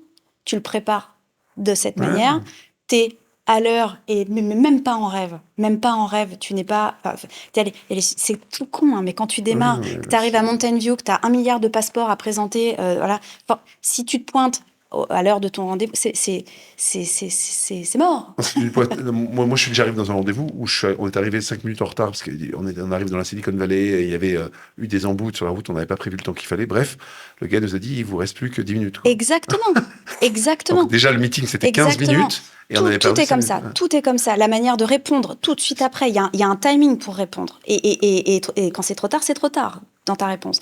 Tout ce genre de choses, en fait, c'est eux qui m'ont éduqué en fait aussi à tout ça. Ils m'ont éduqué à ce messaging-là. Et donc, bien sûr qu'aujourd'hui, c'est très important pour moi. J'ai une excellente équipe que j'ai internalisé, que je n'aurais pas internalisé à ce stade sur la première entreprise, par exemple. Donc, ça fait combien de temps aujourd'hui maintenant que Sweep est lancé, à peu près On s'est lancé mi-2020, donc tu vois, on va avoir 5 ans en fin d'année. 5 ans en fin d'année. Vous êtes combien ? Là, on est 170 actuellement. Et vous avez donc plutôt des clients enterprise, c'est ça ? Plutôt up-market, ouais. Up-market, ouais. Plutôt en Europe. On a beaucoup de sociétés listées. Okay. On a du CAC 40, on a du FTSE 600, on a du Fortune 100. Vous avez levé combien d'argent 100 millions. À jour ?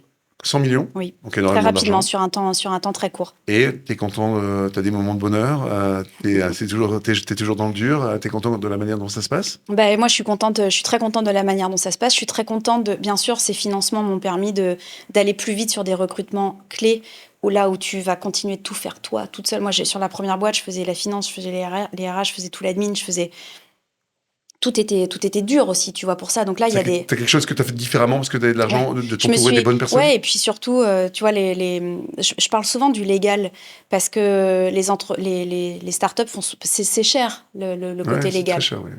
Puis pour un peu que tu aies des problèmes avec un départ d'une personne, etc., c'est tout de suite hallucinamment cher.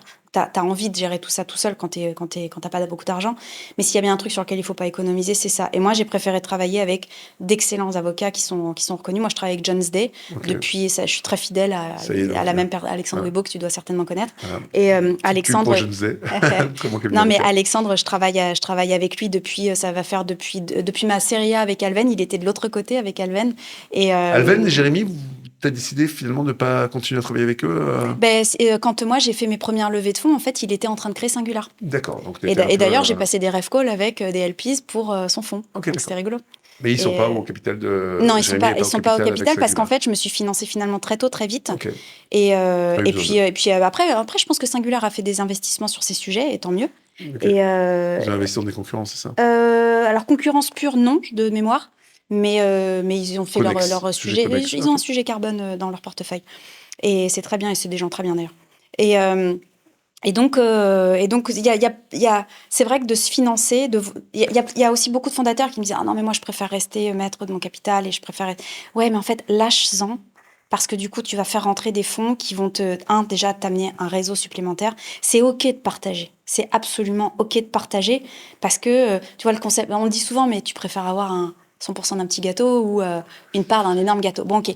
Mais n'empêche que ces financements-là, ça te fait ne pas faire de conneries sur vraiment la base. Tu vois, les boîtes américaines, elles sont tellement archi-aidées sur les sujets d'opération. En fait, les startups américaines, quand elles démarrent, je les trouve beaucoup plus pro dans la manière dont elles approchent tout l'operations, quoi. Moi, et là où on est moins... Moi, je trouve que les fonds, contrairement à ce que les gens disent, en fait, te laissent complètement la liberté de faire ce que tu veux. Bien sûr. Par contre, clairement, il faut être aligné avec leur philosophie, c'est-à-dire qu'ils vont te pousser à faire la boîte, à dépenser ton argent et à toujours essayer de faire une plus grande boîte. Et il faut être aligné avec l'ambition des fonds. Et c'est ça. Et il y a des gens avec lesquels ça fonctionne pas et qui se sentent un peu oppressés par les fonds parce qu'en fait, il y avait un défaut d'alignement dès le départ. Oui. Et ce que tu peux retrouver avec principalement des fonds américains qui vont être justement sur et c'est pour ça qu'il faut pas être pris à la gorge quand tu signes avec eux, pour être sûr que tu t'alignes le mieux possible avec la philosophie du fonds, que tu sois bien d'accord sur l'alignement. Mais c'est vrai que les Américains te comparent toujours à leurs pure players américains en te disant « Non mais regarde, eux, ils cash burn sur ça, vas-y. » Et moi, je leur dis « Non, je ne veux pas. Et moi, je suis très partner-led. Et oui, ça prend du temps. Et ça. » Et aujourd'hui, ces mêmes fonds me disent « Tu fais gaffe, hein, tu fais attention. Hein. » Ouais, les gars. Il y a eu un changement de paradigme. Il y a un changement de paradigme. Je vous le dis depuis le début, on est sur un sujet de transfo, ça prend du temps. Moi, je fais très attention au cash. Je fais très attention au cash. Mais parce que je suis passée aussi par la première boîte, c'était un sujet de transfo de fonds, une transfo digitale. Le concept du « mais madame, et jamais les données iront dans le cloud ». Ah bon, tu vois. Mais ça, c'est ce que j'ai entendu. Et on m'a rebattu les oreilles avec ça. Et c'était tu vois, c'est là où il faut être sacrément marathonien, parce que quand moi, je n'ai pas, si tu veux... c'était pas une itération sur un marché, ou tu vois, j'ai pas innové de manière incrémentale. Il y avait vraiment un truc complètement à revoir sur une nouvelle consommation complètement transformative des boîtes. J'ai fait la transfo digitale il y a 15 ans. Quand je vois le pattern de transformation des boîtes vers une économie bas carbone, c'est exactement la même chose. Ça risque d'être encore plus long. Sauf que ça risque... Alors, il se trouve qu'il y a quand même un changement climatique qui te rappelle tous les jours qu'il ne faut pas trop tarder non plus, et les entreprises le voient bien. Il y a une urgence climatique. Il y a une urgence climat qui fait que la transfo ne peut pas prendre autant de temps ou en tout cas économiquement, ils vont le sentir passer. Mais ce qui est sûr, c'est que les entreprises qui ne s'adaptent pas aujourd'hui qui ne transitionnent pas vers une économie bas carbone, je peux te dire que comme celles qui n'ont pas pris le virage du digital, dans 10 ans, il n'y a plus personne. Hein. Okay. Écoute, on vient à la fin de ce podcast. Généralement, je pose la question de savoir quelle sera ta troisième boîte, quelle sera la boîte d'après ou quel sera ton projet d'après. J'ai presque honte de te le demander parce que j'ai l'impression que tu es au milieu de l'aventure de Sweep. Mais si tu imaginais faire autre chose par la suite, est-ce que tu as des idées en tête? Est-ce que tu as des choses qui t'amusent encore et que tu n'as pas encore fait? Ça ressemblerait à quoi? Oui, alors, comment dire, ça c'est... Donc déjà, là, je suis en train de construire l'équivalent d'un... Alors, je ne vais pas faire peur non plus, mais je suis en train de construire l'équivalent du SAP de l'extra-financier. Donc là, j'en ai pour des dizaines d'années devant moi, grosso modo. Ah ouais, d'accord. Tu vois, là, l'aspect ultra-plateforme, je suis dedans, là, et puis on ne va pas lâcher l'affaire comme ça, parce que l'extra-fi est infini, et plus compliqué en plus que le financier. Bon, bref, et donc j'ai du boulot. Mais il y a un sujet moi, qui m'interpelle beaucoup aujourd'hui, c'est, tu vois, on est dans une société où tu as 50%, ça fait écho aussi à ce que j'ai vécu, mais tu as 50% des couples qui divorcent. Le barycentre financier, il est beaucoup plus côté masculin aujourd'hui que de la femme qui s'est longtemps... voilà. Il y a un vrai sujet de logement, en fait, d'accès au logement pour la conjointe, tu vois, qui se retrouve dans des situations principalement précaires. Et tu vois, moi, je viens d'une région que tu connais très bien, mais qui est en tension sur ces sujets du logement. Et aujourd'hui, quand je parle à mes amis localement qui sont dans des situations de divorce et qui sont celles qui n'ont pas forcément ramené le plus d'argent à la maison, elles ne peuvent plus se reloger. Elles ne peuvent même pas payer un loyer parce que les loyers à l'année n'existent pas déjà. Tu sais très bien, à Osgore, là où je vis, il y a... ça, c'est un épiphénomène à Osgore, mais quoique, il y a quand même... Ça a pris énormément le loyer à Osgore, voilà. Ça a triplé. Ce que je veux dire, c'est qu'aujourd'hui, trouver une location à l'année avec tes enfants, tu te fais sortir de juin à septembre, de toute façon. Tu vois, c'est très compliqué, parce que Airbnb fonctionne mieux. Et puis les loyers sont aberrants, etc. Et donc le sujet de l'habitat, en fait, pour c'est une cause que tu as envie de soutenir. En tout cas, c'est quelque chose qui m'interpelle sacrément. Tu vas pas attendre les 20 prochaines années pour le faire, et c'est quelque chose que tu veux faire. En tout cas, cet habitat-là m'interpelle. Je pense que le problème ne va faire qu'évoluer, et dans le mauvais sens, en tout cas. Et il y a je pense qu'il y a quelque chose, il y a un truc à inventer là-dessus. Il y a déjà il y a déjà des projets, c'est pas que tu pourrais soutenir par ailleurs, je pourrais soutenir qui pourrait m'intéresser ou voir par moi-même, je ne sais pas. Mais en tout cas, c'est quelque chose qui récemment m'a vraiment, quand j'ai vu en fait la complexité, et puis bon, ça touche à ton quotidien. Comment est-ce que tu veux aller bosser quand tu as ça à gérer? Je vais aller où? Et puis combien de temps? Et puis j'embarque qui là-dedans? Puis j'ai des gamins. Et puis ça m'a touché. Ça pourra ressembler certainement. Mais tu vois, et pour le coup là, t'es plus dans du logiciel, t'es plus dans rien du tout. Mais c'est de l'impact, c'est quelque chose que tu veux changer. C'est quelque chose qui m'a beaucoup touché, ouais, en tout cas. C'est la manière dont tu veux continuer à modifier le monde. Il y a un vrai pattern en tout cas, et que tu sens bien que le sujet va pas disparaître du jour au lendemain, malheureusement. Bon, mais écoute, on finira sur cette note. Merci pour tout. Merci pour ton partage d'expérience. Ouais, avec plaisir. Merci pour ton énergie, si ça sert ton vraiment, ambition. Mais je sais pas si ça sert en tout cas, ce que vraiment. Écoute, je pense que tout sert, et je pense que c'est incroyable de raconter son aventure. Parce qu'on a tous nos histoires. L'important pour les entrepreneurs, c'est de se faire confiance, c'est d'avoir confiance en son bon sens. C'est ok d'avoir le bon sens, c'est ok. Comprendre toutes les KPI SAS, on s'en fout en fait. Le bon sens, c'est principal, et s'entourer de gens fidèles. Parce que le marathon, il n'y a qu'avec des gens fidèles que tu arrives à faire des choses dans le temps. Donc, deux messages. Se faire confiance et s'entourer des bonnes personnes. Se faire confiance, avoir confiance en son bon sens, prendre des décisions pleines de... Enfin, se faire confiance sur sa manière d'activer la confiance, son bon confiance sens. En soi et confiance aux autres. Ouais, et puis il n'y a personne d'autre qui connaît mieux votre sujet que vous, tout simplement. Merci Rachel. Avec plaisir. C'est un grand plaisir.